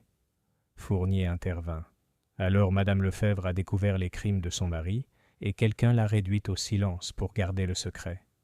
Peut-être, dit gravement Poirot, mais n'oublions pas qu'elle aussi a peut-être joué un rôle. Elle a congédié son personnel plus tôt que prévu, elle a accueilli un visiteur, et après cela elle est partie. Sabine se leva, la voix sèche. Vous osez insinuer que madame était complice? Elle était fière, sévère, certes, mais jamais criminelle. Les yeux de Poirot brillèrent. Mademoiselle, votre loyauté est éloquente, mais rappelez-vous, elle changeait les lys chaque jour, même inutilement. Elle s'occupait de l'horloge, toujours en avance d'1 minute. Ce sont des habitudes de précision. Pourtant, le dernier soir, elle a permis le désordre. Pas de tarte, pas d'ordre, pas d'adieu. Cela ne vous paraît-il pas étrange? Le silence était pesant. Même le terrier laissa échapper un léger gémissement. Poirot se tourna soudain vers Morand. « Et vous, monsieur, vos mensonges aux variétés, votre dissimulation de votre rencontre avec Colette. Vous saviez que les lettres parlaient de contrebande. Vous les avez lues, n'est-ce pas? Que révélaient-elles d'autre? » Morand hésita. Son crayon retomba. Il parlait de noms, de partenaires, d'initiales. Je n'ai pas pu tous les déchiffrer, mais un seul était clair. R. R pour Roux, dit doucement Poirot. Le libraire se leva d'un bond. rouge de fureur. « Mensonge! Je n'ai rien à voir avec les manigances d'Henri Lefebvre. » Poirot leva la main. « Calmez-vous, monsieur. Je ne dis que ce que les lettres suggèrent. Pourtant, que leur était-ce vous, ou un autre nous le découvrirons. Nous savons déjà que le café a été vidé par une charrette, et nous savons déjà que l'un d'entre vous a arrangé cette charrette. » La voix de Fournier retentit. « Qui était-ce, Poirot? Vous accusez ?» Poirot écarta les mains. « Pas encore, inspecteur. Pas encore. La vérité est proche, mais incomplète. Il manque une pièce, celle que porte Colette. Tant qu'elle ne sera pas retrouvée, nous ne pourrons pas boucler la boucle. » L'assemblée se dispersa dans des murmures, chaque suspect se toisant avec suspicion et peur. Poirot resta calme, lissant ses gants, le regard pensif. En quittant le commissariat, je lui ai demandé « Poirot, tu les as tous pointés du doigt, tu les as déstabilisés. Mais le sais-tu vraiment ?» Il sourit faiblement. « J'en sais assez pour en discerner les contours. Mais le portrait n'est pas terminé. Ce soir, à Hastings, nous observons. Les coupables n'ont pas de répit quand le filet se resserre. Ils agiront, et lorsqu'ils agiront, voilà. Ils se révèlent. » Cette nuit-là, sous l'auvent bleu fumé qui n'abritait plus aucune porte, nous nous attardâmes dans l'ombre de la rue Blanche. Et en effet, juste avant minuit, une silhouette coiffée d'un chapeau de feutre souple apparut, s'arrêtant devant le mur vide du café, jetant des coups d'œil à droite et à gauche. Il leva la main comme pour frapper à une porte qui n'existait plus. La main de Poirot se referma sur mon bras. « Écoute, Hastings. » La pièce entre dans son dernier acte. Chapitre 11. Une lueur dans le miroir. La silhouette au chapeau de feutre se tenait immobile devant le mur blanc où se trouvait autrefois la porte du café. Pendant un long moment, il parut absurde, une ombre cherchant à pénétrer un fantôme. Puis, avec un juron bas, il se retourna et s'avança d'un pas rapide vers la ruelle. Les agents de Fournier, cachés sur ordre de Poirot, se précipitèrent pour l'intercepter. Il y eut une bagarre, des cris, et l'homme fut traîné sous la lumière des réverbères. Ce n'était pas un inconnu, le sergent Moreau, le policier dont Gilles avait parlé. Le visage de Fournier devint blême. Mon Dieu, mon propre sergent. Moreau nous fusilla du regard, la moustache hérissée, le regard plein de défi. Imbécile. Vous vous mêlez de choses qui vous dépassent. Poirot le regarda calmement. Au contraire, monsieur. Nous nous mêlons précisément de vos affaires. Dites-moi, pourquoi revenez-vous frapper à une porte disparue? Moreau cracha par terre. Je ne te dois aucune réponse. Mais la voix de Poirot était douce, presque compatissante. Pas de réponse, peut-être. Pourtant, votre silence est en soi une réponse. Vous étiez le visiteur hier soir, n'est-ce pas? Vous avez rencontré Madame Lefebvre dans son bureau. Vous avez parlé à voix basse. Elle vous faisait confiance, comme on fait confiance à l'autorité. Et ensuite, quoi? Avez-vous menacé? Avez-vous promis protection en échange de votre silence? Le sergent serra les mâchoires, mais il ne répondit pas. Fournier le congédia d'un geste. Les gendarmes l'emmenèrent. Poirot observait pensivement. Alors, un masque de plus tombe, mais pas le dernier. Le lendemain, Paris était en effervescence suite au scandale de la corruption d'un policier. Pourtant, Poirot n'était pas triomphant. Il arpentait notre chambre d'hôtel, fronçant les sourcils devant ses bottes immaculées. « Hastings, dit-il, c'est trop simple. Moreau est peut-être corrompu, oui. Il a peut-être profité de la contrebande de Lefebvre. Mais démanteler un café entier? Non. Cela ne demande pas un uniforme, mais un esprit qui dissimule avec élégance. » Il s'arrêta brusquement, fixant le petit miroir au-dessus de la cheminée. Le miroir, Hastings. Toujours le miroir. Les murs du café en étaient tapissés. Et les miroirs, à quoi servent-ils? Mais réfléchis, dis-je. Exactement. Ils reflètent et ils cachent. Ce que l'on voit peut ne pas être ce qui est. Souvenez-vous, les murs ont été dépouillés, les miroirs ont disparu. Pourquoi? parce que derrière ces miroirs, derrière leurs verres argentés, se cachaient bien plus que des reflets. C'étaient les véritables cachettes des secrets de Lefebvre. J'ai haleté. Alors celui qui les a pris est le véritable architecte, conclut Poirot. À ce moment-là, on frappa. Sabine Aubry entra, pâle, les yeux cernés. Elle tendit un papier plié. Ceci a été glissé sous notre porte. Ce matin. C'est l'écriture de Colette. Poirot le déplia soigneusement. Les mots étaient rapides, flous. Ne me cherchez pas. Je suis en sécurité. Ces lettres sont dangereuses. Brûlez-les. Ne faites confiance à personne. La voix de Sabine se brisa. Elle est vivante, monsieur Poirot. Mais qui la détient? Pourquoi ne revient-elle pas? Poirot relut la note, les yeux plissés. Elle écrit brûle-les. Pourtant, Colette est douce, curieuse. Elle voudrait préserver, comprendre. Non, c'est une volonté, pas un choix. Quelqu'un lui impose sa main. Fournier, immédiatement convoqué, insista sur le fait que le mot prouvait que Colette était toujours en vie, peut-être volontairement cachée. Mais Poirot secoua la tête. Non, inspecteur. C'est un appel déguisé en complaisance. Elle nous met en garde. Ces lettres sont effectivement dangereuses, mais pas comme elle l'écrit. Elle cite des noms, révèle des alliances. Les brûlés ne serviraient que les coupables. Il se tourna vers Sabine. « Mademoiselle, où avez-vous trouvé ce mot exactement ?»« À notre porte, monsieur. À l'aube. » Poirot réfléchit. « Placé par quelqu'un qui savait que tu te lèverais tôt.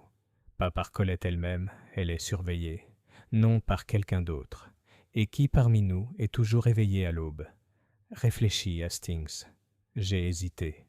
Le libraire? Roux? Il se lève tôt pour ouvrir sa boutique. Exactement, murmura Poirot. Roux, qui craint les dettes, qui méprise les livres de comptes. Roux, dont l'initiale apparaît dans les lettres. Sabine haleta. Tu crois qu'il tient ma sœur dans ses bras? Poirot secoua doucement la tête. Je pense, mademoiselle, que Roux n'est qu'une pièce de plus sur l'échiquier. Mais le vrai joueur, il organise ses coups avec ruse. Il jeta un nouveau coup d'œil au miroir. Nous sommes proches, Hastings. Très proches. Les miroirs pris, la prostituée absente, l'horloge arrêtée, tout cela est un signal. Demain, nous les affronterons à nouveau. Et demain, le rideau se lèvera sur l'avant-dernier acte. Ce soir-là, alors que nous quittions le commissariat, Poirot s'arrêta sous la lampe à gaz, sa petite silhouette projetant une ombre nette. « Écoutez-moi bien, Hastings. Le café n'a pas disparu. Il était caché à la vue de tous.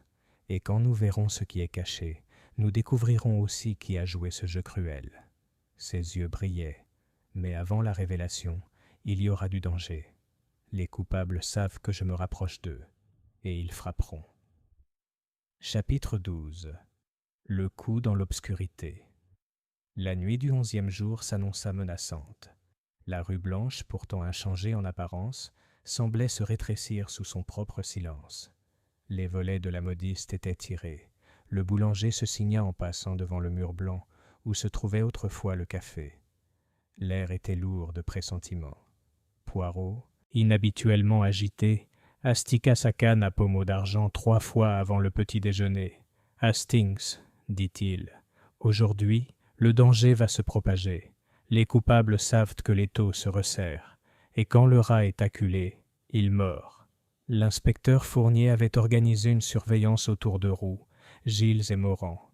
Mais Poirot insista pour que nous retournions nous-mêmes à l'entrepôt près de la rivière, là où le café démantelé avait été abandonné. « C'est là, dit-il doucement, que les ombres tenteront leurs coups désespérés. » L'entrepôt était froid et résonnant, l'odeur de la rivière plus forte qu'auparavant. Parmi les tables éparses et le rideau bordeaux, les hommes de Fournier fouillaient en vain. Poirot, quant à lui, marchait à petits pas, la tête penchée. Soudain, il s'arrêta devant une pile de caisses. « Regarde, Hastings. Ces caisses sont neuves. Hier, elles étaient épala. » Fournier ordonna de les ouvrir. À l'intérieur se trouvaient des fragments de miroirs, des éclats du verre autrefois fixés au mur du café. Certains étaient intacts, leur argenture ternie. d'autres brisés en éclats scintillants. Poirot souleva délicatement un morceau. « Vous voyez, ils ont détruit les miroirs, pensant effacer la cachette. Mais on ne le brise pas sans laisser de traces. » Il retourna le tesson. Une série d'initiales était gravée faiblement, au dos, HL, R, Monsieur Henri Lefebvre. « Romoran », murmura Poirot. « Les complices. Et peut-être un de plus. » Tandis qu'il parlait, un mouvement vacilla dans l'obscurité. Une silhouette surgit de derrière les caisses, frappant sauvagement. Poirot tituba, sa canne retombant au sol avec fracas. « Poirot !» m'écriai-je en me précipitant. L'agresseur s'est précipité vers la porte, mais les hommes de Fournier l'ont saisi. C'était Gilles, le pianiste. Son regard était hagard, ses mains tremblaient. « Je ne voulais pas dire, je souhaitais seulement… » Il s'interrompit, incohérent. Fournier le saisit. « Alors… » « Vous attaquez le grand Poirot en personne ? Vous êtes fini, monsieur !» Poirot, se remettant, leva la main. Son regard était calme, même si sa joue était légèrement entaillée là où le verre l'avait éraflé. « Non, inspecteur, ne vous précipitez pas. Gilles n'est pas un meurtrier, mais un pion désespéré.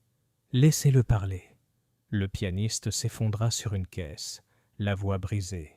« On m'a dit de vous faire taire, monsieur. On m'a promis de l'argent. Je ne pouvais pas. Je n'avais rien. Mais je ne pouvais pas tuer, seulement effrayer. »« Qui a promis ?» demanda doucement Poirot. Gilles se couvrit le visage. L'homme au chapeau de feutre. Il a dit que si je me taisais, je serais payé. Si je parlais, je serais ruiné. Il connaissait mes dettes, ma faiblesse. Il m'a donné la boîte d'allumettes en signe. Les yeux de Poirot brillèrent. Justement, la boîte d'allumettes, le gage d'obéissance. Fournier grogna. « Nommez-le. Qui est cet homme ?» Mais Gilles secoua la tête, impuissant. « Je ne sais pas. Il n'a jamais donné son nom, seulement ses ordres. » Poirot posa la main sur son bras. « Courage, mon pauvre. Tu as mal agi, mais tu as aussi révélé beaucoup de choses. Va maintenant avec l'inspecteur. La vérité te libérera ou te condamnera. » Tandis qu'on emmenait Gilles, Poirot récupéra sa canne et la polit calmement comme si de rien n'était. Alors, Hastings, le piège se resserre. Le coupable devient imprudent, en voyant ses pions frapper. Bientôt, ils devront eux aussi entrer dans la lumière. J'étais bouleversé. Mais Poirot, et si la prochaine fois, ils ne cherchèrent pas seulement à nous faire peur ? Poirot sourit faiblement. Alors, mon ami, ce sera leur erreur. Car Hercule Poirot ne se laisse pas frapper 2 fois. Avant qu'un autre coup ne tombe, nous démasquerons la main qui guide l'ombre. Il regarda de nouveau les éclats du miroir, scintillant comme des vérités brisées sur le sol. Bientôt, Hastings. Très bientôt. Le café reviendra, non pas avec des murs et des chaises, mais avec une révélation. Et alors, nous verrons le visage de celui qui craignait le plus le miroir. Chapitre 13. Les secrets sont révélés. Les événements de l'entrepôt laissèrent Fournier sombre et déstabilisé. Il ordonna l'internement de Gilles, mais ne le fit pas encore inculper, car lui-même admit que l'agression du pianiste avait été plus pitoyable que meurtrière. Pourtant, à Paris, l'histoire se répandit plus vite que le feu. Le pianiste fou du café disparut. La foule se pressa plus dense que jamais rue Blanche, tandis que les journaux annonçaient chaque matin que le mystère était proche de la solution. Seul Poirot demeurait serein. Il taillait ses moustaches, arrangeait ses cravates, et ne parlait que lorsque ses pensées étaient parfaitement ordonnées. Ce matin-là, après un petit déjeuner tranquille, il dit « Hastings, aujourd'hui, nous ne regardons pas les ombres, mais les visages. Les coupables ne peuvent se cacher éternellement. Chacun a menti.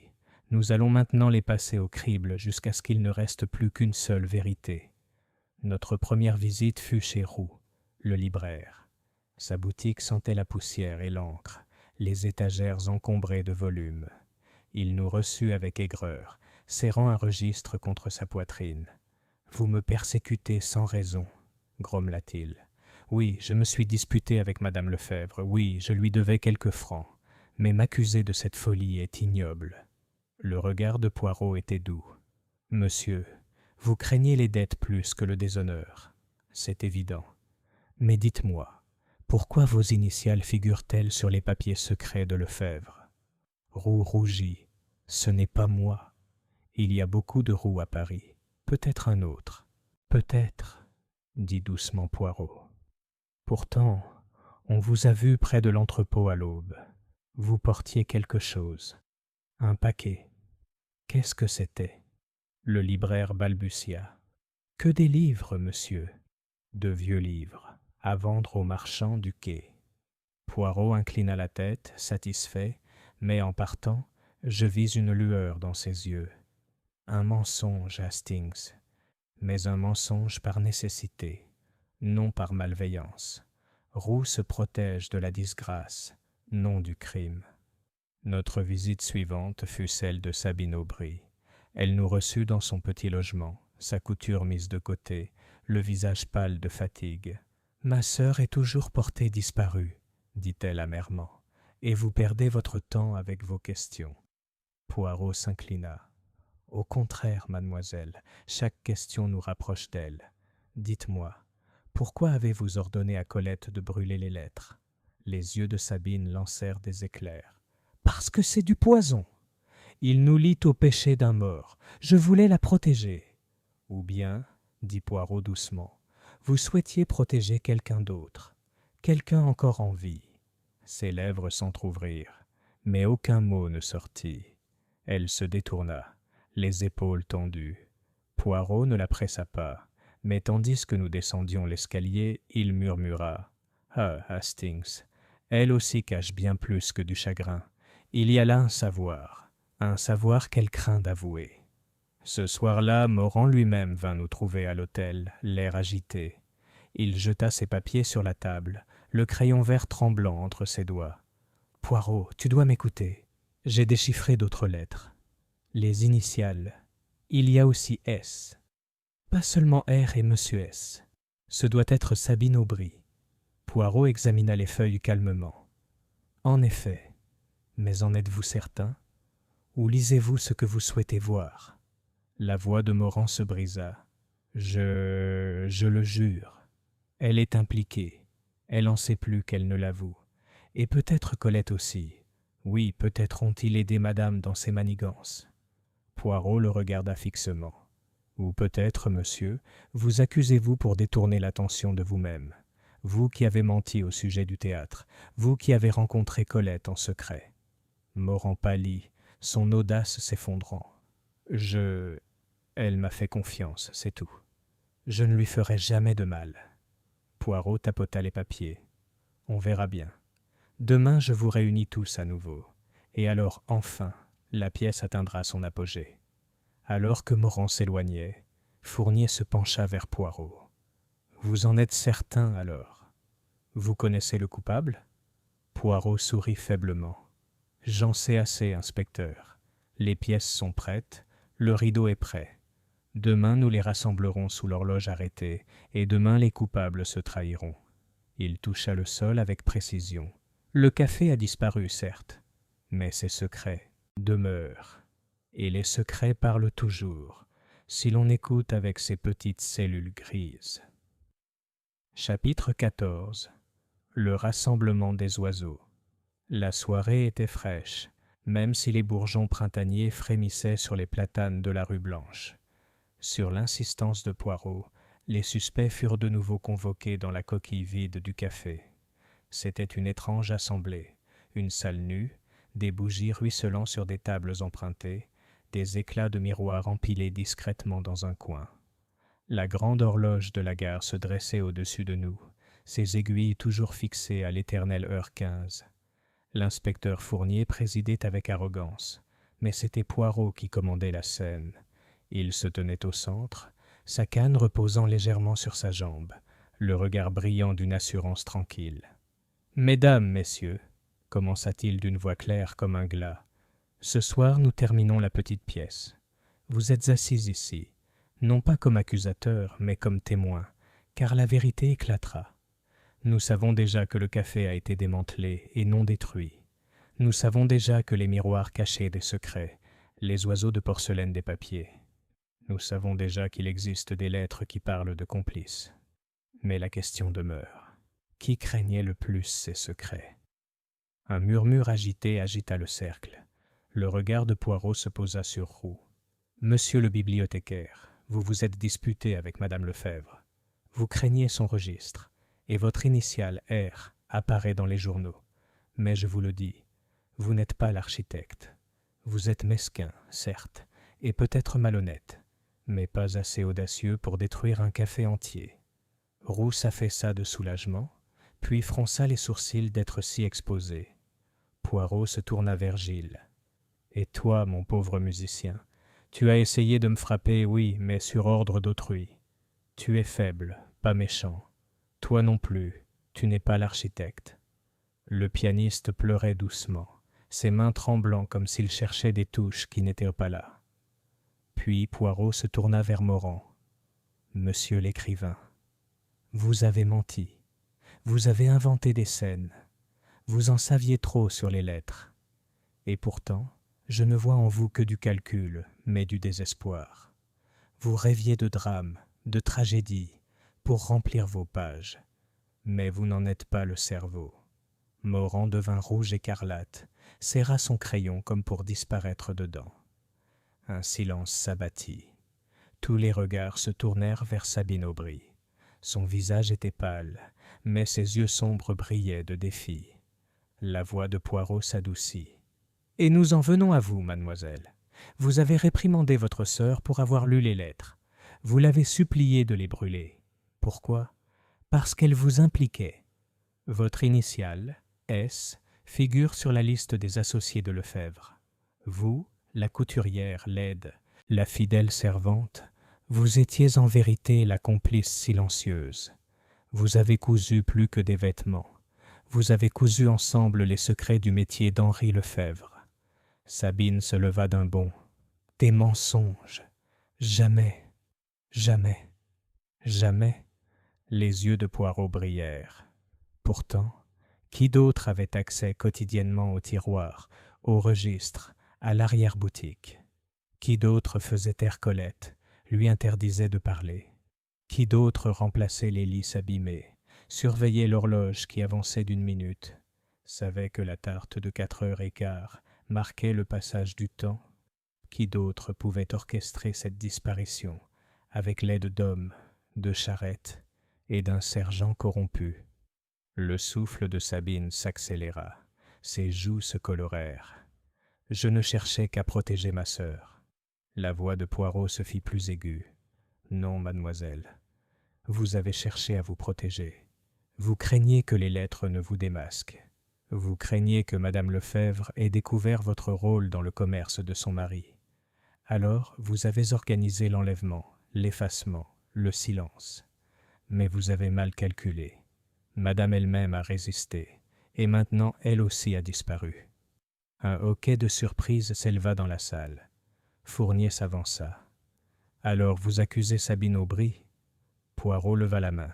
« Patience, inspecteur. Je dis qu'elle est impliquée, mais qu'elle soit au cœur du problème ou seulement une aile de l'oiseau, cela reste à voir. » Sabine se laissa retomber sur sa chaise, son sang-froid brisé. Ses mains tremblaient sur ses genoux. Poirot regarda lentement autour de lui. Il manque une pièce, Colette. Tant qu'on ne la retrouvera pas, le puzzle n'aura pas son centre. Mais je vous le dis, elle détient la clé. Et demain, mes amis, nous la retrouverons. Car demain, je tendrai le piège final. L'horloge se dressait au-dessus de nous.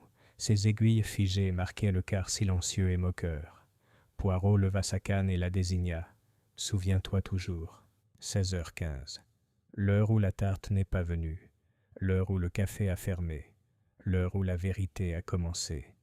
Demain, à la même heure, nous nous réunirons à nouveau, et les coupables seront révélés. » Chapitre 15. Le miroir brisé. Il était précisément 4h15 lorsque nous nous sommes réunis une fois de plus dans la coquille dépouillée de Le Café des Trois Oiseaux dehors. La rue Blanche grouillait d'une foule murmurante, avide de spectacle. À l'intérieur, sous l'horloge silencieuse, Poirot disposait sa compagnie comme un chef d'orchestre dispose son orchestre. Roux, l'air renfrogné près du mur, Gilles tremblant de fatigue, Morand serrant son crayon, Sabine, figée par la terreur, Fournier et ses agents aux aguets, et moi-même aux côtés de Poirot. La pièce était froide, même si les bougies vacillaient. Les éclats de miroir, récupérés dans l'entrepôt, brillaient faiblement dans un coin, tels des fragments d'eau gelée. Poirot se tenait devant eux, imposant sa petite silhouette. Il leva les mains, comme pour cadrer la scène. « Mesdames, messieurs, dit-il doucement, nous arrivons à la vérité. Le café n'a pas disparu par magie. Il a été démonté, déplacé et caché. Pourquoi ? Pour effacer le passé d'Henri Lefebvre, qui faisait de la contrebande dans des oiseaux de porcelaine et dissimulait ses papiers derrière des miroirs. Lorsque madame le découvrit, elle devint un danger pour les anciens complices de son mari. Le café fut donc dépouillé, comme on ôte un déguisement. Sabine se redressa d'un bond, les yeux flamboyants. « Tu m'accuses encore.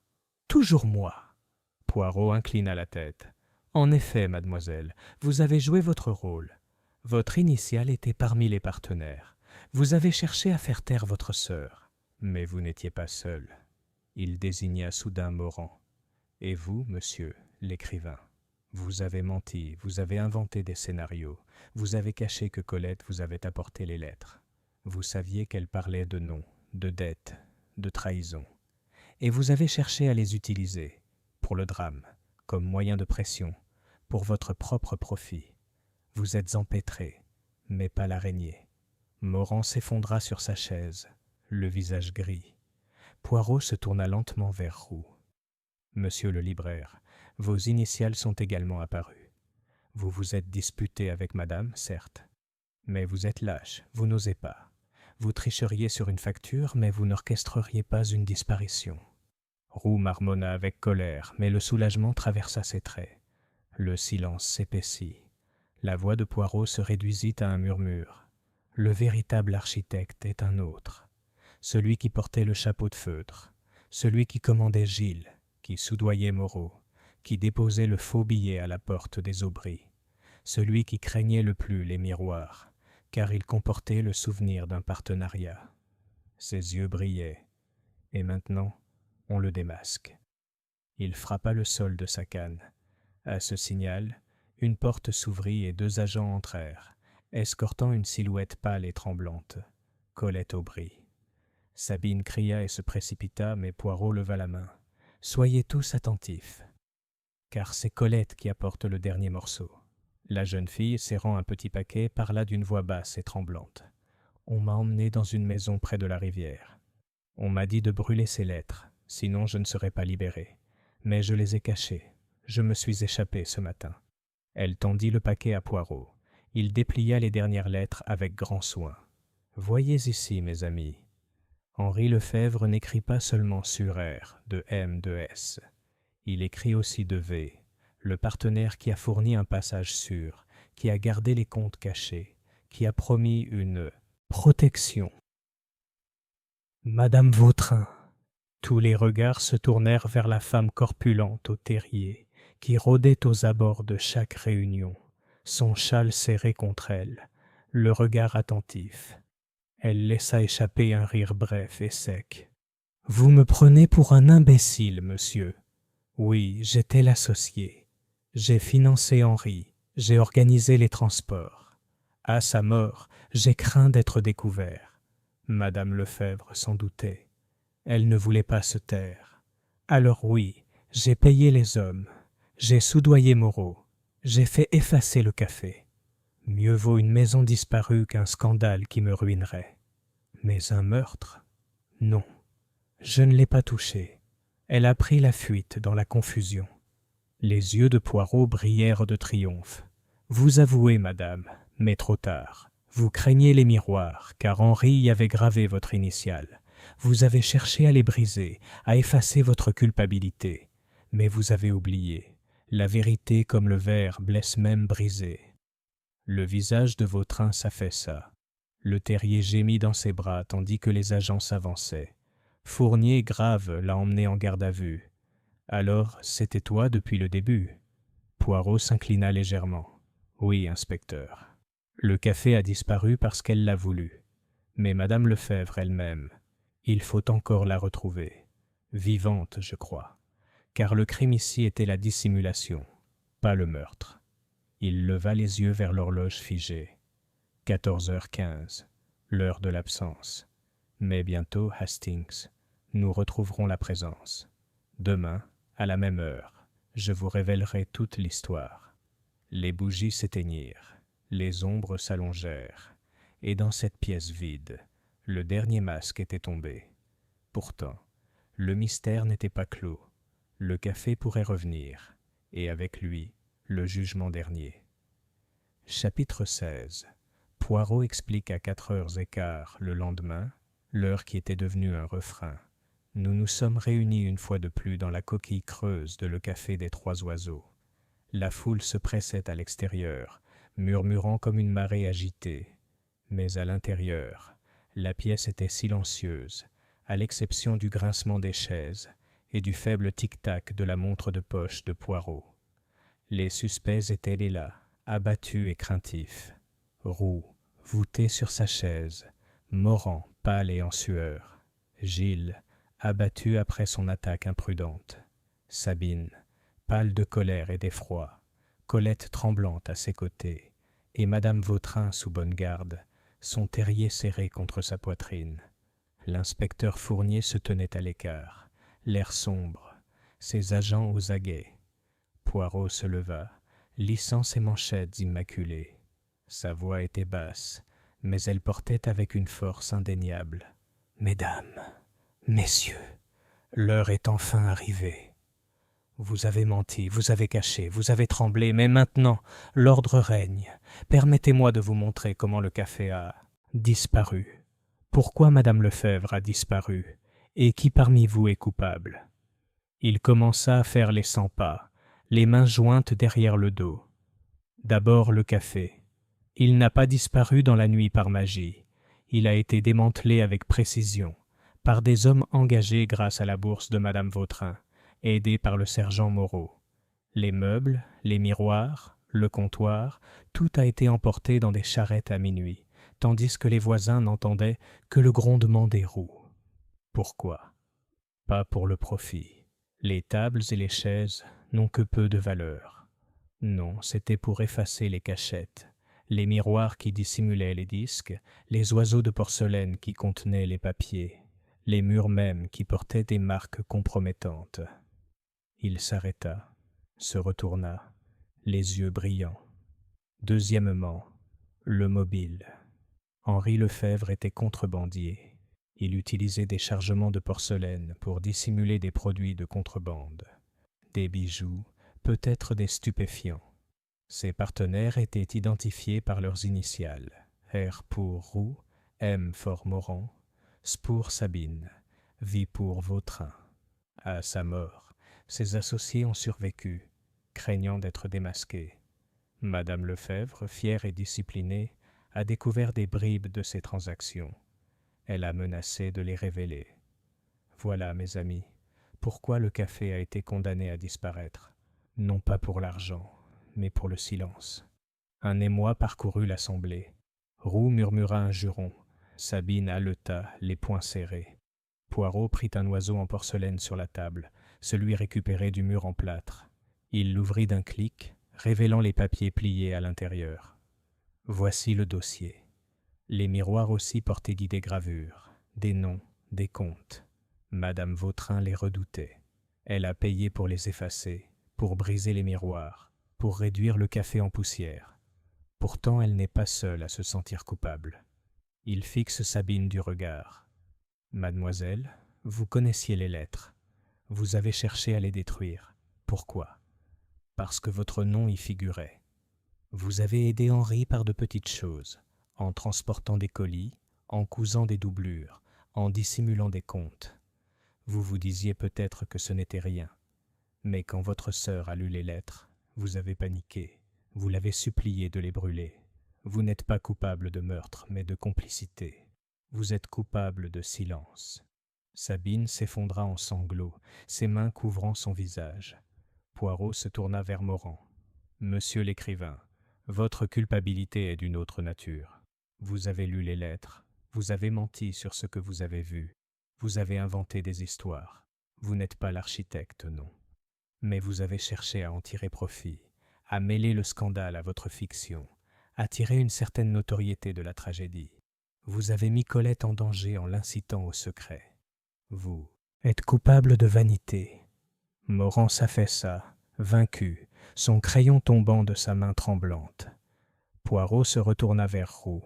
« Et vous, monsieur, lâche, malhonnête, vous avez emprunté, menti, disputé, mais vous n'êtes pas maître de la disparition. Vous avez craint la honte plus que la potence. Votre faute est mesquine. » La tête de Roux s'enfonça dans ses mains. Finalement, le regard de Poirot se posa sur madame Vautrin. Sa voix s'aiguisa. « Mais vous, madame, vous étiez l'associé qui finançait Lefebvre, qui organisait les planques, qui soudoyait le sergent. À la mort de Lefebvre, vous craigniez d'être démasqué. Quand madame Lefebvre apprit la vérité, vous agissiez. Vous payiez pour effacer le café, pour disperser ses secrets, pour faire taire ses miroirs. Vous avez écrit le mot que Colette a remis sous la contrainte. Vous êtes coupable du grand crime, la disparition du café, la tentative d'effacement de la vérité. » Le visage de Vautrin se déforma. « Et si je suis coupable, qu'arrivera-t-il alors? Le café a disparu. Les miroirs ont été brisés. Quelle preuve avez-vous » Les moustaches de Poirot frémissaient de triomphe. « Une preuve, madame? La vérité. La vérité est une preuve suffisante. Mais plus important encore, tu as oublié un miroir. » Derrière les agents, Fournier exhiba un fragment récupéré dans l'entrepôt, dont le support était intact. Une simple initiale, gravée faiblement sur l'argent, était V. La salle s'embrasa. Sabine sanglota bruyamment. Morand jura. Roux gémit. Vautrin s'affaissa sur sa chaise, son terrier gémissant. Fournier donna l'ordre. Les gendarmes l'emmenèrent. Poirot leva la main pour réclamer le silence. « Ainsi, mes amis, le café est restauré, non pas en pierre, mais en vérité. Ces murs étaient des miroirs, et les miroirs ne mentent pas. Madame Lefebvre sera retrouvée, vivante, je crois, car le meurtre n'était pas l'intention de son ennemi. Mais les coupables sont démasqués. L'ordre est revenu. » Il s'inclina, les yeux brillants. « Le café disparaîtra peut-être, Hastings, mais pas Hercule Poirot. »